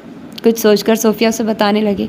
उन्होंने मुझसे एक सिफारिश की है कि तुम्हें और साहिर को घर चलने के लिए रजामंद करूं। मुझे तो कोई एतराज़ नहीं, साहिर से भी कह दूंगी। वो फ़ौरन मान गई थी। अरे वाह, चलो अच्छा ही है, अब उनके भी सारे कसबल निकल चुके हैं। सोफिया ने उसकी वसत कल्बी पर दाद देते हुए तायद की थी। भाभी, आज मेरी फ़तह का दिन है और फ़तह के दिन मैंने दुश्मनों को माफ़ कर दिया। फिर मैं सोचती हूँ जब मेरा रब मुझ पर इतना मेहरबान है तो मैं उसकी मखलूक से बुग़्ज़ क्यों रखूँ, चाहे किसी ने मेरे साथ बुरा ही क्यों ना किया हो। हमरा ने अपनी सोच बयान की थी। ये भी दुरुस्त कहा तुमने, मैं ज़रा साहिर का पता कर लूँ। सोफिया उसे कहकर कमरे से निकलने लगी। तभी साहिर दरवाज़ा खोलकर अंदर दाखिल हुआ था। भाभी, मेरा बेटा कहाँ है? उसने कमरे में चारों तरफ यूँ नज़र दौड़ाई जैसे बेटा कहीं खड़ा हुआ नज़र आ जाएगा। अभी इतना बड़ा नहीं हुआ कि पापा कहकर तुम्हारे गले लग जाए। सोफिया ने उसकी एक्टिंग पर हंसकर उसकी कमर में एक थप्पड़ रसीद की थी। ये तो बहुत छोटा है। बेड के पास आकर आर्यान पर झुककर उसे प्यार करते डॉक्टर सोफिया से पूछने लगा था। अच्छा, चिल्ड्रन वार्ड से 3-4 साल का बच्चा ला दूँ, तुम्हारी उंगली पकड़कर घर जा सकेगा और मुफ्त में मेरे अस्पताल की पब्लिसिटी भी हो जाएगी। सोफिया को उसकी हैरत पर हंसी आ गई। आइडिया तो अच्छा है, लेकिन पुलिस के सामने मेरा नाम तो नहीं लेंगी? वो सर हिलाते हुए पूछने लगा। देवर भाभी हवालात की सैर इकट्ठे ही करने जाएंगे। नहीं, यही ठीक है, इसको बड़ा कर लेंगे। क्यों हमरा? उसने हमरा से राय ले डाली थी और हमरा भला क्या राय देती, बस उनकी नोक झोंक सुनती मुस्कुराती रही। बेवकूफ़, पैदाइश के वक्त बच्चे इससे भी कम वज़न के होते हैं। तुम्हारा बेटा तो माशाल्लाह काफ़ी सेहतमंद है।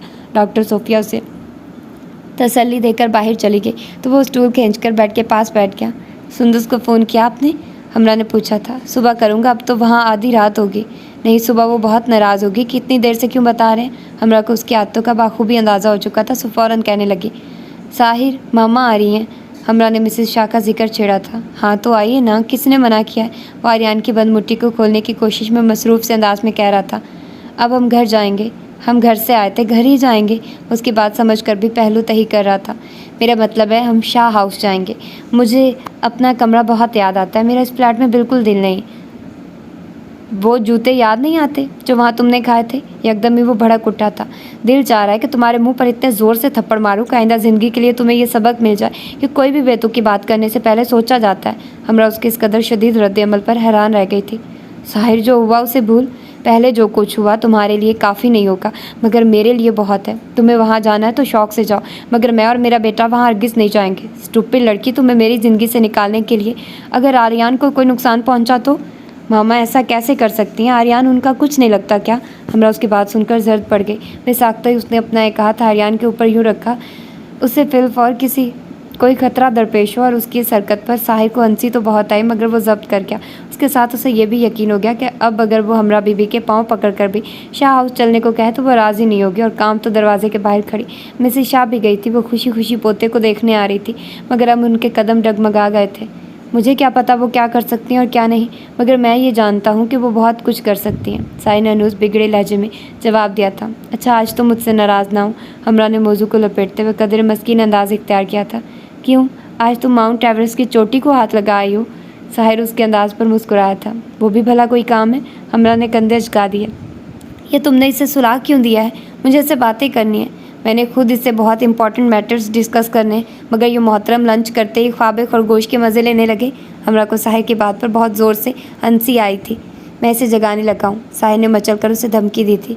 ये रोएगा तो नहीं? अगले पल वो पूछ रहा था। आप इसे जगाइए तो मैं पूछती हूँ इससे कि तुम रोगे तो नहीं?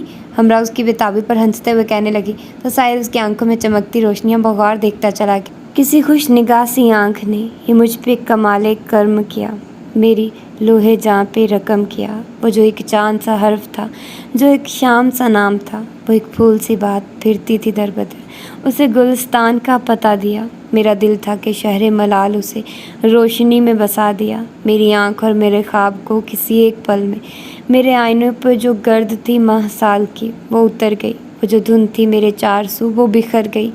सभी रूप अक्स जमाल के, सभी ख्वाब शाम विसाल के, जो गयार वक्त में सर बसर थे अटे हुए, वो चमक गए। मेरी बेघरी को पनाह दी, मेरी जुस्तजू को निशान दिया। जो यकीन से भी हसीन है, मुझे ऐसा गमा दिया। उसे एक नज़र में वहम किया, किसी खुश निगाह सी आँख ने ये मुझ पे कमाले करम किया। दस्तक देकर सोफिया और अयाज अंदर दाखिल हुए थे। आइए डॉक्टर साहब, इनसे मिलिए, ये हैं हमारे बरखुरदार आर्यन। मुझे यकीन है इन्हें आपसे मिलकर कोई खुशी नहीं होगी। अयाज के करीब आने पर साहिर ने उसे स्टूल पेश करते हुए तारुफ कराया था। गलत अंदाजे का शुक्रिया, मैं इनसे मिल चुका हूँ। मैंने ही इन्हें मुसलमान घराने में आमद की खुशखबरी दी थी और इन्होंने मुझे गौर से देखते हुए आंखें मटका कर पसंदीदगी का इजहार भी किया था। अयाज ने उसे मफसल जवाब दिया। तभी सोफिया ने आर्यन को उठाकर अयाज की गोद में डाला था। मेरा ख्याल है ये तुम दोनों पर नहीं गया, कुछ प्यारा प्यारा सा लग रहा मेरी तरह। अयाज ने उसे एहतियात से बाजू में लेकर प्यार किया और फिर मासूमियत से इजहार राय किया था। देखो डॉक्टर, तुम इसके मामा पापा की इंसल्ट कर रहे हो, ये तुम्हारी पिटाई कर देगा। मुझे तो लगता है मुक्का मारने की तैयारियां कर रहा है। साहिर ने ज़रा सा झुककर आर्यन की बंद मुट्ठी को खोला जो फिर से बंद हो चुकी थी। सोफिया, इन बेचारे लोगों के लिए रूम सेट कर दिया है? अयाज उसकी धमकी को खातिर में न लाकर डॉक्टर सोफिया से पूछने लगा था। नहीं अयाज भाई, हम अपने घर। कौन से अपने घर बीबी? तुम लोगों का तो घर है ही नहीं। किराए के फ्लैट में धक्के खाते फिरते हो, अपने साथ इतने छोटे से बच्चे को भी ख्वार करोगे? अयाज ने हमरा की बात काट दी थी। इतने छोटे बच्चे की केयर करना कोई मजाक नहीं है। इसे भूख लगेगी तब भी रोएगा, प्यास लगेगी तब भी, कान में खारिश हो, सर में खुजली या खुदा ना खास्ता बीमारी में ये सिर्फ रोकर इजहार कर सकता है। और तुम्हें क्या पता चलेगा क्यों रो रहा है? वो एक आया का बंदोबस्त, इतने छोटे बच्चे की देखभाल आया करेगी। तुम्हें क्या पता कि वो ठीक से उसे संभाल रही है या नहीं? चलो चंद दिन इधर रहो, अगर हमें लगा कि तुम्हें ठीक से बच्चे को संभालना आता है तो घर जाने का शौक़ भी पूरा कर लेना। अयाज के कहने पर वो खामोश रही थी। सोफिया आर्यन के कमरे में हीटर ऑन करो, मैं और आर्यन ऊपर आ रहे हैं। डॉक्टर अयाज ने सोफिया से यूं कहा गोया बाकी सब बाहर में जाए। हमारा ये बेईमान डॉक्टर तो हमारे बच्चे पर कब्जा करके बैठ गया है, अब हम क्या करेंगे? साही ने बेहद परेशानी से इस्तफार किया तो वो मुस्कुरा दी। तब भी आर्यन ने कसमसाकर आवाज़ निकाली थी, देखो डॉक्टर, कब्जे ये भी एहतजाज कर रहा है, हमें वापस कर दो। साही ने उसे वार्न किया, नहीं, इसे चुप करा लूँगा मैं। अयाज हंसते हुए उठकर बाहर की तरफ चला गया था। हम भी इनके साथ चलते हैं, मौका देखकर निकल जाएंगे। साइरस के पीछे लपका था। आइए मैडम, मैं आपको ऊपर लिए चलती हूँ। डॉक्टर सोफिया के कहने पर एक नर्स उसे लेने चली आई थी। किसी के मुकद्दर का सितारा नोचकर कोई दूसरा अपनी ज़िंदगी को ताबनाक कैसे कर सकता है? वो रहीम करीम जो तकदीर लिखने पर कादिर है, वो रहीम करीम जब किसी की पेशानी पर कोई तहरीर कंधा कर देता है तो वहीं उस लोहे महफूज के साए में ज़िंदगी गुजारता है। फिर मैंने ऐसा क्यों किया? पछतावे के साथ वापसी के सफ़र में मिसेस शाह खुद ही सोच रही थी, साहिर अगर अपनी खुशी से हमरा को ज़िंदगी में शामिल कर भी लाया था तो क्या हुआ? अच्छे किरदार और सच्चे और साफ रखने वाली पढ़ी लिखी और बाशऊर उनकी आइंदा नस्लों की जामिन बनने जा रही थी। दौलत नहीं तो क्या हुआ? उसके होने से साहिर की ज़िंदगी में खुशियाँ थी, सुकून था, और मैंने उसकी खुशियों को, उसकी घर पर चोट लगाकर उसके सुकून को तहबाला किया, सिर्फ सुंबल का घर बचाने की खातिर। वो घर जिसकी बुनियाद बेहद कमज़ोर थी। सुंबल की शादी से पहले उड़ती उड़ती खबरें सुनने में आई थी कि ज़बरदस्ती किसी क्लास फेलो से शादी का ख्वाह है। सुंबल के लिए कौन सा रिश्तों की कमी थी, मगर वो ज़ुबैर को गंवाना नहीं चाहती थी। वक्त ने फैसला किया कि सुंबल का फैसला गलत था। उसकी बेटी की स्कूलिंग क्लास को देखकर अंदाज़ा लगाना मुश्किल था कि उसने सुंबल से पहले शादी की थी या निगत से। और जब सुंबल आधी रात को माँ को फ़ोन करके इस बात को डिस्कस करती तो उनका दिल चाहता वो उसे किसी साइकेट्रिस्ट को दिखाएं। अपनी अधूरी सल्तनत बचाने के लिए डॉक्टरों से मायूस होकर अब वो पीरों फ़कीरों की तरह माइल हो रही थी।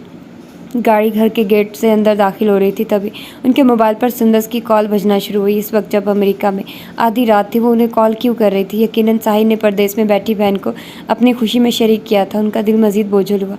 अंदर की तरफ बढ़ते हुए उन्होंने नज़र वसी और इस शाह हाउस पर डाली। जाने कब साहिर लौट कर आए, पता नहीं ये घर कभी आबाद भी होगा या नहीं। थके थके कदम उठाती वो अंदर की तरफ बढ़ गए। वक्त 3 साल आगे सिरक गया। मिसेस शाह की आर्यन से पहली मुलाकात तब हुई जब वो 4 माह का हो चुका था। अगरचे अकीके की तकरीब में शामिल होने के लिए उन्हें सोफिया और अयाज ने बार बार फ़ोन किया, मगर जब साहिर ने ही माँ को याद करना गवारा नहीं किया तो वो उसकी खुशियों में हिस्सेदार होने का दावा क्यों करती। चंद माह बाद सुंदस का पाकिस्तान आना हुआ। वो कुछ दिन साहिर के पास रही, कभी उनके साथ रहने चली जाती, कभी थोड़ा वक्त सुंबल के साथ गुजारा। एक रोज़ वो हमरा के साथ आर्यन को उनसे मिलवाने चली आई। मामा, मैंने कहा जिन लोगों का आपस में झगड़ा है वो बेशक नाराज़ रहे, मगर आर्यन का किसी से कोई झगड़ा नहीं है, सो उसे तो मैं उसकी दादी से मिलवाने जा रही हूँ।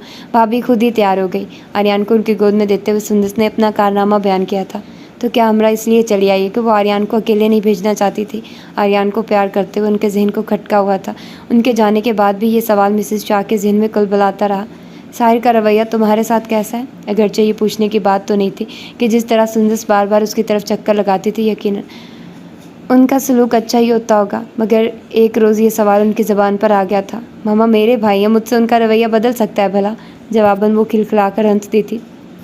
मेरे साथ उनका रवैया हमेशा की तरह है, बहुत लविंग, बहुत केयरिंग, और भाभी उनसे भी 2-4 हाथ आगे है। मगर एक बात मेरी समझ में नहीं आती कि आखिर आप लोगों के दरमियान ऐसा क्या क्लैश है जो मेरी समझ से बाहर है और मुझे कोई बताता भी नहीं। खैर अब मैं भी आई हूँ तो भाई की खूब खबर लूँगी। शर्म नहीं आती मामा को अकेला छोड़कर अलहदा घर बसा बैठे? वो कुछ जोश से कह रही थी, मगर जब 2 दिन गुजार कर वापस आई तो उसका सारा जोश झाग की तरह बैठ चुका था, बल्कि वो बेहद उलझी हुई भी थी। कहीं बार बात करते करते रुक कर माँ का चेहरा देखने लगती। मामा, आप किसी बाकी को जानती हैं? उसके पूछने पर मिसेस शाह ठटक गई। मामा प्लीज़ बताइए ना कि आप इस नाम के किसी शख्स को जानती हैं? भाई ठीक कह रहे थे। मिसेस शाह के पास उसकी बात का कोई जवाब ना था, सो खामोशी से नज़रें चुरा गई। मामा आई कांट बिलीव इट, जब भाई ने मुझे बताया तो मुझे यकीन ही नहीं आ रहा था, मगर आपकी खामोशी बता रही है कि वो गलत नहीं कह रहे। मामा आपने ऐसा क्यों किया? अगर भाई अपनी मर्ज़ी से शादी ना करते तो क्या होता? ज़्यादा से ज़्यादा यही ना कि आप लैला को बहू बना लाती। और चाचा की फैमिली तो कभी हमसे मुखलिस नहीं रही। सुंबल आपी की ज़िंदगी का उन्होंने क्या हशर किया? हमरा भाभी में कौन सी कमी थी भला? क्या खामी थी? यही कि वो किसी बहुत वेल ऑफ फैमिली से बिलोंग नहीं करती थी। तो दौलत की हमारे पास कौन सी कमी थी? भाई ने इतनी मुखलिस, इतनी अच्छी लड़की का इंतखाब किया, ये हमारी ज़िंदगी का प्लस पॉइंट था। मगर आप आपी की पढ़ाई पट्टियाँ ही असबर करती रही, वो अपने लिए दुरुस्त फैसला ना कर सके, मगर अपनी साजिशों से भाई को आपसे इस कदर दूर कर दिया कि शायद वो कभी भी लौट कर यहाँ ना आ सके। सुंदस बेहद अफसोस से कहती चली गई और उनके दिल का बोझ सवा होता चला गया। फिर सुंदस के जाने के बाद उन्होंने वक्फे वक्फे से 3 चक्कर साहिर की तरफ लगाए। 2 मरतबा तो वो घर पर मौजूद ही नहीं था। एक दफ़ा आमना सामना हुआ तो सलाम और मुख्तसर हाल अहवाल के बाद किसी काम से चला गया जिसके लिए वो शायद पहले से ही तैयार खड़ा था। तकियों के साथ टेक लगाए बैठा नन्हा गुड्डा उन्हें देखकर घूं घां करता मुस्कुराता, कभी किलकारियाँ मारता, कभी वो उसे उठाकर प्यार करती तो गौर से उनका चेहरा देखकर उन्हें पहचानने की कोशिश करता। मिसेस शाह को यूँ लगता जैसे हमरा उन्हें आर्यान के पास छोड़कर बाज़ार किसी न किसी काम में मगन, दरअसल इर्द गिर्द यूँ चकराती जैसे उसे आर्यान के हवाले से कोई खदशा हो। तब पहली बार उन्हें गुस्सा नहीं आया, अपने लिए दुख महसूस नहीं हुआ, बल्कि उस पर तरस आया था। दूध का जला छाछ भी फूंक फूंक कर पीता है। जब वो एक मरतबा उसे बहुत मोहब्बत और मान एतबार के साथ बेखबरी में ज़िक पहुंचा चुकी थी तो वो उन पर क्यों एतबार करती, और वो भी अपने जिगर गोशे के मामले में, जबकि साहिर उसकी तवज्जो इस तरफ मबजूल भी करा चुका था। इसके बाद वो बहुत चाहने के बावजूद भी आर्यान से मिलने न जा सके। कोई फासला न होने के बावजूद दूरी का एहसास होने पर उनकी आंखें भीग जाती। यूँ 3 साल बीत चुके थे। मुझे डॉक्टर सोफिया से मिलना है, चेकअप नहीं करवाना मैं उसकी। जी आप अंदर चली जाइए, डॉक्टर सोफिया रूम में ही है। मरीजों को उनकी बारी पर भेजता वार्ड बॉय शायद उन्हें पहचानता था, इसलिए अंदर जाने को कह दिया था। वो मामूल के चेकअप के लिए आयात से फारिग होकर यूं ही सोफिया से सलाम दुआ करने चली आई थी, मगर अंदर दाखिल होते ही एक गैर मुतवक्का मंजर देखकर ठिठक गए।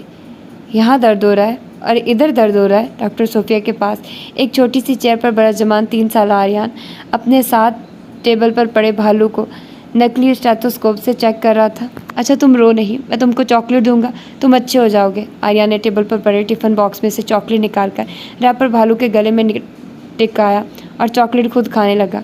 बेईमान डॉक्टर। मिसेस शाह के लबों पर मुस्कुराहट दौड़ गई।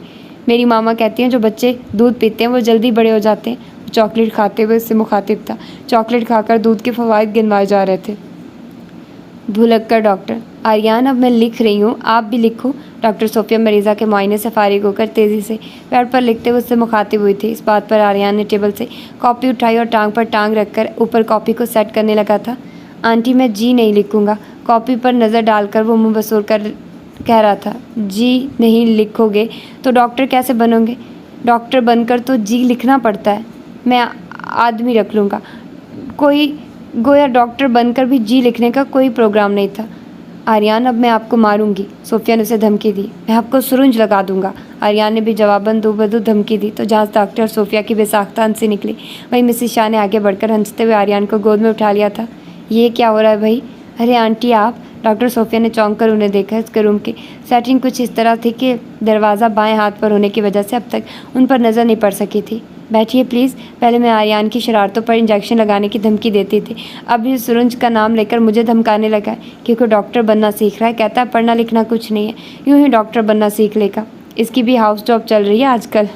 आर्यान उनकी गोद में टांग पर टांग रखे इतना मोतबर बनकर बैठा था गोया हाउस जॉब क्या स्पेशलाइजेशन भी कर लिया हो। ये तुम्हारे पास होमवर्क करने क्यों आता है? मिसेस शाह उसके सोफिया के पास अकेले बैठने पर कुछ हैरान सी थी। वैसे तो ये हमारे पास रहने का आदी है, लेकिन आजकल इसकी मामा आराम फरमा रही है। आया के होते हुए भी ये इसे बहुत तंग करता है, अपने सारे काम इससे करवाता है। तो मैंने ही साहिर से कहा कि स्कूल से इसे यहाँ छोड़ जाया करे, शाम को मैं और अयाज इसे छोड़ आते हैं। अच्छा तुम्हें तो ये बहुत तंग करता होगा, मैं इसे साथ ले जाऊँ? फारिग जो होती हूँ। बेसाख्ता ही उनके मुँह से निकला था। क्यों नहीं आंटी, वैसे भी इसकी वजह से मेरी सीट खतरे में। कल मुझे कह रहा था आप मेरे दोस्त को चेक करें, मैं आप वाले लोगों को चेक करता हूँ। सोफिया ने उनके लहजे की हसरत को महसूस करके हल्का फुल्का अंदाज अपनाया। इंटरकॉम पर आर्यान की आया को बुलाने और चाय भेजने का ऑर्डर देने लगी। आप मेरे साथ चलोगे? मैं आपको चॉकलेट्स लेकर दूँगी, प्ले लैंड भी लेकर जाऊँगी और आपको जी भी नहीं लिखना पड़ेगा। उन्होंने गोद में बैठे आर्यान को मुखातिब किया था। वो सर उठाकर कुछ कहे बगैर उनका चेहरा देखता रहा। मरीजों को देखने का सिलसिला थोड़ी देर के लिए रोककर सोफिया चाय पीते हुए उनके साथ गपशप करती रही। आर्यान मुँह साफ़ करो। सोफिया ने हाथ बढ़ाकर टिश्यू पेपर निकाला और आर्यान की तरफ बढ़ाया था। अरे सोफिया, मिसेस शाह कुछ शशदर से उसकी तरफ देख रही थी। माशाल्लाह तुम तो खुद इतनी सेहतमंद हो गई हो, इतनी बड़ी खुशी की खबर मुझसे क्यों छुपाई? ज़रा सा उठने पर उन्हें सोफिया के सरापे में तब्दीली का एहसास हुआ तो खुशी और हैरत की मिली जुली कैफियत में पूछने लगी थी। आंटी मैं अभी आपको बताने ही वाली थी। वो कुछ झेम कर कह रही थी। तो बेटा आपको भी रेस्ट करना चाहिए। आंटी अभी काफ़ी टाइम है और फिर मेरी तो रूटीन है। वैसे हमने एक नई डॉक्टर अपॉइंट की है, इसलिए तो मेरे पास रश बहुत कम है। मैंने एक दिन आपके पोते को बताया कि आपकी बहन आएगी, आप उससे खेला करना। पहले तो परेशानी से मुझे देखता रहा, फिर कहने लगा ठीक है, मैं उसकी समंदर में फेंक आऊँगा। सोफिया ने हंसते हुए बताया था। बेबी गर्ल कंफर्म है? उन्होंने मुस्कुराकर पूछा। नहीं, डॉक्टर साहब को बेटी की ख्वाहिश है। पहले मुझे तसल्ली दिया करते थे कि किस्मत में औलाद होगी तो अल्लाह करम कर देगा, मगर अब मुझे धमकी देते हैं बेटी ना हुई तो मैं दूसरी शादी कर लूँगा। सोफिया की गुफ्तगू से जाहिर हो रहा था कि वो लोग कितने खुश थे। मैं तो कहती हूँ मेरा बेटा तो है ना आर्यन, मेरे दिल का टुकड़ा। उसने प्यार भरी नज़र आर्यन पर डाली थी। आंटी, आपके कान में एक बात बोलूँ?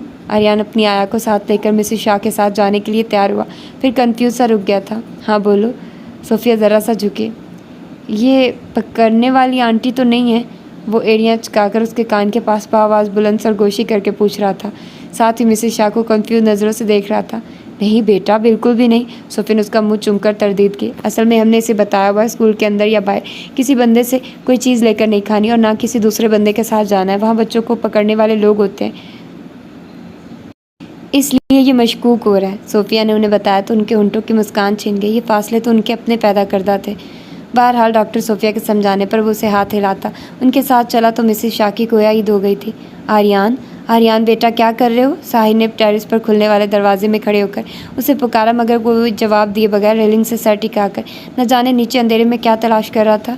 आर्यन, साहिल ने पास जाकर एक मरतबा फिर उसकी तरफ तब मतवज्जा किया। पापा, आप जिया को निकाल दें। उसने शिकायती अंदाज में अपनी आया की तरफ इशारा किया जो इत्मीनान से चेयर पर बैठी थी। क्यों निकाल दें? ये उसका घर नहीं है क्या? ऐसे नहीं कहते बेटा। साहिल ने उसे सरजनिश की। पापा, ये मेरी बॉल लेकर नहीं आती। उसने नीचे कंपाउंड की तरफ इशारा किया था। तो इस टाइम तो सीढ़ियों पर अंधेरा होगा, और उधर से ही ला देना। आर्यन ने हाथ से खला में इशारा किया। बेटा, आपने अभी उसे इतना तंग नहीं किया, ये उधर से जाकर खुदकुशी कर ले। और ये खेलने का कौन सा टाइम है? सोना नहीं है क्या? साहिल ने उसे उठाकर प्यार करते हुए पूछा था। मैं मामा के पास सोऊंगा। उसने इकरार में सर हिलाया था। ठीक है, आप मामा के पास बिल्कुल चुप करके सोगे, कोई बात कोई खेल नहीं होगा। साहिल ने उसकी बात से इत्फाक करते हुए तनबीह की। जी, आप जाकर सो जाओ, मैं इस गधे को सुला दूंगा। अंदर की तरफ जाते हुए साहिल ने उसकी आया को मुखातिब किया था। मैं गधा नहीं हूँ पापा। आर्यन ने टांगे हिलाकर एहतजाज किया था। साहिल, आपको पता है आज आर्यन किधर गया था? हमरा ने अपने तय आर्यन को सुलाने के बाद मध्यम आवाज़ में गुफ्तगू का आगाज़ किया था। भाभी का फ़ोन आया था। उसने स्पार्ट अंदाज में जवाब दिया। पापा, मैं बताऊं? आर्यन फ़ौरन उठ बैठा। साहिल, आपको अच्छा लगा? नहीं तो क्या बुरा लगा? हमरा ने फिर पूछा। नहीं, आंटी आर्यन को खुद छोड़ने आई थी, कह रही थी कि आइंदा स्कूल से ले जाएंगे और शाम को छोड़ जाया करेंगे। लाइट ऑफ कर दो वरना ये सोएगा नहीं। न इनकार न इकरार। उसने स्पार्ट से अंदाज में बात ही बदल दी। मामा, लाइट ऑफ नहीं करें, मैं तो सो गया हूँ। आर्यन की सरगोशी पर हमरा का स्विच बोर्ड की तरफ बढ़ता हाथ रुक गया। सुंबल पहल तो आर्यन को उनके पास देखकर बेहद हैरान हुई, मगर उसने आर्यन को मुखातिब नहीं किया। मिसेस शाह को महसूस तो हुआ, मगर वो अजीब साई की तबीयत की हो चली थी, सो उसे कुछ कहना भी मुनासिब नहीं था। एक रोज़ उसके आने पर मिसेस शाह नेक मोहम्मद की गैर मौजूदगी के बायस किचन में चाय बनाने चली गई। आर्यन वहीं होमवर्क कर रहा था। उसका एक रैबिट बाहर चला गया था तो वो उसे पकड़ने के लिए बाहर निकला।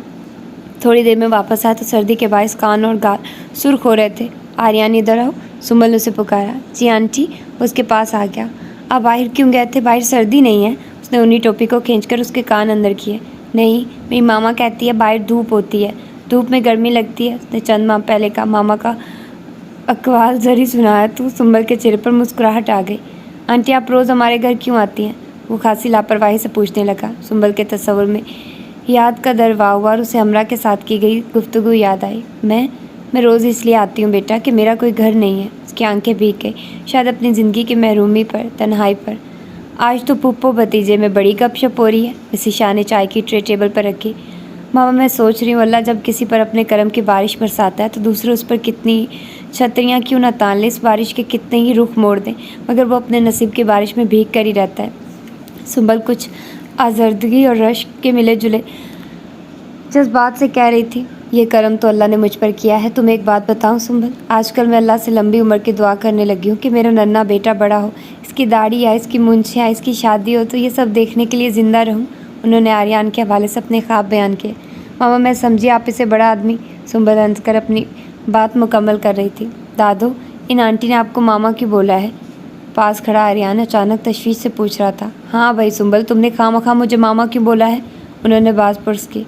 माफ़ कर दें, गलती हो गई, सुंबल ने खासी आजिज़ी से जवाब दिया था, मगर आर्यन की तसल्ली न हुई।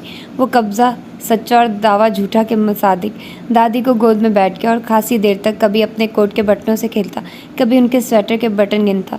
इन आंटी के जाने का इंतज़ार करता रहा जो उसकी दादों को मामा कह रही थी।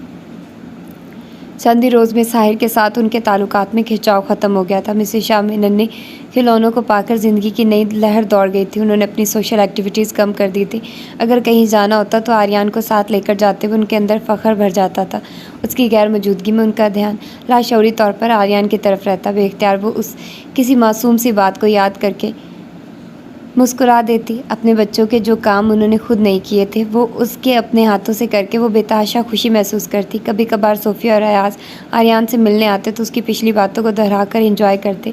तब मिसेस शाह के अंदर एहसास ज़्यादा जागने लगता। जब उनका ये शहज़ादा पहली दफ़ा मुस्कुराया होगा, उसने पहली बार कोई लफ्ज़ अदा किया होगा, वो इन लम्हों की खुशी से महरूम क्यों रही। आर्यन को छोड़कर वापस जाने लगती तो वो बहाने बहाने से उन्हें रोकने की कोशिश करता।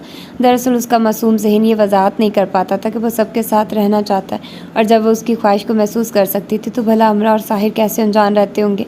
साहिर आउट ऑफ सिटी गया हुआ था। वो आर्यन को छोड़ने आई, मगर उसके इसरार पर रात वहीं रुकने का फ़ैसला कर लिया था। हमरा के साथ इधर उधर की बातें करते हुए उन्होंने अपने गुज़श्ता रवैये और गलतियों पर माजरत की थी। आपको कुछ भी कहने की ज़रूरत नहीं है मामा, मैं सब कुछ भूल चुकी हूँ। अल्लाह ने मुझे इतनी खुशियाँ दी हैं कि मुझे कुछ याद नहीं, और मैं तो साहिर से भी कहती हूँ कि सब कुछ भुलाकर हम पहले की तरह इकट्ठे रहें। हमरा के कहने पर उनके सर से कोई बोझ सिरक गया। जब वो उठकर आर्यन को सुलाने उसके कमरे में चली गई तो हमरा ने उन्हें जाते देखकर सोचा था, मैं कैसे भूल सकती हूँ वो बेबसी, वो बेकसी, वो ज़िल्लत। मेरे किरदार पर उस वक्त भी कोई छींटा नहीं पड़ा जब मैं कमाने के लिए सुनसान रस्तों पर चला करती थी, और आपने मुझे महफूज साहिबान से निकालकर मेरे किरदार पर किस तरह तोहमत धरी थी। मेरे सर से आसमान और मेरे कदमों के नीचे से ज़मीन खींच ली। मगर जब भी मुझ पर कोई मुसीबत आई तो मेरे रब की मदद ने मुझे थाम लिया। उसने मुझ पर इतना एहसान किए, इतने करम किए कि मैं उसके एहसानों का शुक्र बजा लाने के काबिल नहीं हूँ। उसने मुझे आर्यन दिया, मैं सारी उम्र भी सजदा शुक्र बजा लाऊं तो आर्यन के बाल बराबर भी शुक्र अदा ना कर सकूँ। और जब मैं जानती थी कि उसके एहसान, उसका करम बहुत बड़ा और मेरा सजदा शुक्र बहुत छोटा, बहुत कम और बहुत मुख्तसर है, तो मैं ये कर सकती हूँ, उनके साथ अच्छा करूँ। जिन्होंने मेरे साथ बुरा किया तो मेरे रब के नज़दीक मेरा ये अमल यकीनन ज़्यादा पसंदीदा होगा। वो सब मुझे उसके लिए भी भला देना होगा कि मैं नहीं चाहती कि मेरा शौहर माँ का नाफरमान होकर सिर्फ दुनिया की कामयाबी का हिस्सेदार बने। मेरे रब ने मेरा दामन खुशियों से भरकर मेरे साथ इंसाफ तो कर दिया है। वो बेहतर हिसाब करने और इंसाफ करने वाला है। आर्यन को थपकते हुए मिसेस शाह सोच रही थी, जो कुछ मैंने किया बेशक गलत था, मगर अब जुदाई की तवील सज़ा काट चुकी। इंशाल्लाह अब नए मेहमान का हकीका शाह हाउस में ही होगा, चाहे मुझे साहिर की कितनी ही मेहनत क्यों ना करनी पड़े। आखिरकार वो मान ही जाएगा, उसके पीछे कोई बहकाने वाला हाथ नहीं है। दादो, मैं क्रिकेट खेलूँगा। आर्यन अपने मौजूदा खेल से कुछ बेजार होकर कह रहा था। तो ठीक है, मेरा बेटा क्रिकेट खेल ले। उन्होंने प्यार से उसे इजाज़त दी। वो कमरे में जाकर बैट और बॉल उठा लाया था। मैं चौकीदार से कहती हूँ वो आपके साथ क्रिकेट खेलेगा। नहीं, मैं आपके साथ क्रिकेट खेलूँगा, उसने इत्मीनान से फरमाइश की। ना उन्हें बैटिंग करना आती थी, ना ही आर्यन को ठीक से बॉलिंग कराना आती थी, मगर खेल कामयाबी से जारी रहा। अगरचे बैट और बॉल प्लास्टिक के थे, मगर उन्होंने ये सोचकर बैटिंग करना अपने ज़िम्मे ली कि कहीं बॉल आर्यन को न लग जाए। मगर आर्यन बॉल फेंक कर गिनती गिन रहा था। गालबन वो इस तरह अपने रन्स गिन रहा था। गेट से एक गाड़ी अंदर आने की आवाज़ आई, मगर सुंबल का ख्याल करके उन्होंने तवज्जो नहीं दी। बाल कभी मशरिक़ तो बाल कभी मगरिब को जा रही थी। वो एक जगह बैठ ठूंक कर उसे वन मैन शो करता देख रही थी। दादू, आप खेल नहीं रही? एक दो मरतबा भागकर बॉल उठाते उसने पूछा भी। बेटा, खेल तो रही हूँ। उन्होंने बैट हवा में लहराया और लॉन का तनकीदी जायज़ा लेने लगी। दादू, मैं जीतूँगा कब? भाग कर खुद साख्ता रन्स करते आर्यन ने पूछा। यानी ये भी पहले से तय हो चुका था कि जितना भी उसी ने है। जब आपकी काउंटिंग पूरी हो जाएगी, उन्होंने मुस्कुराकर जवाब दिया। दादू, मैं जीत गया। 50 तक रन्स बनाकर वो भागकर उनके पास आया और गले लग गया था। यूँ उस अहमकाना मैच का इख्तिताम हुआ। आपको किसने बताया कि जीतने के बाद गले मिलते हैं? अंकल ने, उसने खुश होकर बताया था। मामा, पापा? उनके कंधे से परे आर्यन की नज़र पड़ी तो वो चिल्लाया था। मिसेस शाह ने मुड़कर देखा और सरशार हो गई। लाउंज के उस तरफ खुलने वाले दरवाजे के बाहर हमरा और साहिर खड़े थे। शैतान बच्चे, आपने दादो को हरा दिया, शर्म नहीं आती? आर्यन भागकर उनके पास गया तो साहिर ने उसे प्यार करते हुए शर्म दिलाई। नहीं पापा, मैं जीत गया हूँ। आर्यन को इस बात से गर्ज नहीं थी कि हारा कौन। आज मेरे बच्चे अपने घर का रास्ता कैसे भूल गए? मिसेस शाह ने साहिर के बाल बखेरे। मामा, हमरा का आउटिंग का मूड हो रहा था तो इसने आपको और आर्यन को सरप्राइज़ देने का प्रोग्राम बना लिया। पापा मैं आपको अंदर ले चलूँ? आर्यन अच्छा मेज़बान साबित हो रहा था। हाँ यार ज़रूर, वरना फिर कहीं रास्ता भूलकर गेट की तरफ ना निकल जाएं। साहिर ने उसे रहनुमाई का पहला मौका दिया। मामा अंदर चले। उन दोनों को अंदर की तरफ जाते देखकर हमरा मिसेस शाह की तरफ मतवज्जे हुई। वो भीगी आंखों में ढेर तशक्कुर लिए उसे देख रही थी। तुम बहुत अच्छी हो हमरा, तुम्हारा ज़र्फ़ बहुत बड़ा है। उन्होंने सच्चे दिल से तारीफ़ की। मामा मैं सोचती हूँ मैं आर्यन से दूर नहीं रह सकती, तो कोई भी माँ अपने बेटे से क्यों दूर रहे। तुम्हारा घर उजाड़ने की हर कोशिश करते हुए मैंने ऐसा क्यों नहीं सोचा था। मिसेस शाह के दिल में ढेरों मलाल जागा। मेरी दुआ है रब तुम्हें ढेरों खुशियाँ अता करे, तुम्हें हमेशा इस घर में आबाद रखे, तुम रानी बनकर यहाँ राज करो। इस घर की मालकिन वो होगी जो मेरी मर्ज़ी से आएगी। मैं तुम्हें दूसरे शहर सेटल करा दूँगी, कोई नया बर ढूंढ लेना, कहकर बड़े तनफुर और यकीन के साथ उसकी तकदीर अपने हाथ से लिखने वाली मिसेस शाह जो उसकी खुशियों के लिए दिल की गहराइयों से दुआ गो थी। हमरा मुस्कुराकर उनके करीब हुई तो उन्होंने उसे गले लगाते हुए बहुत मोहब्बत और खलूस के साथ उसकी पेशानी चूम ली थी। तो ये थी इसकी लास्ट एपिसोड। होप सो कि आप लोगों को पसंद आया होगा ये नावल, और उम्मीद है कि अब मैं कोई अच्छा सा ही नावल आप लोगों को और दूंगी जिस पर मुझे आप लोगों का अच्छा सा रिस्पांस मिलेगा।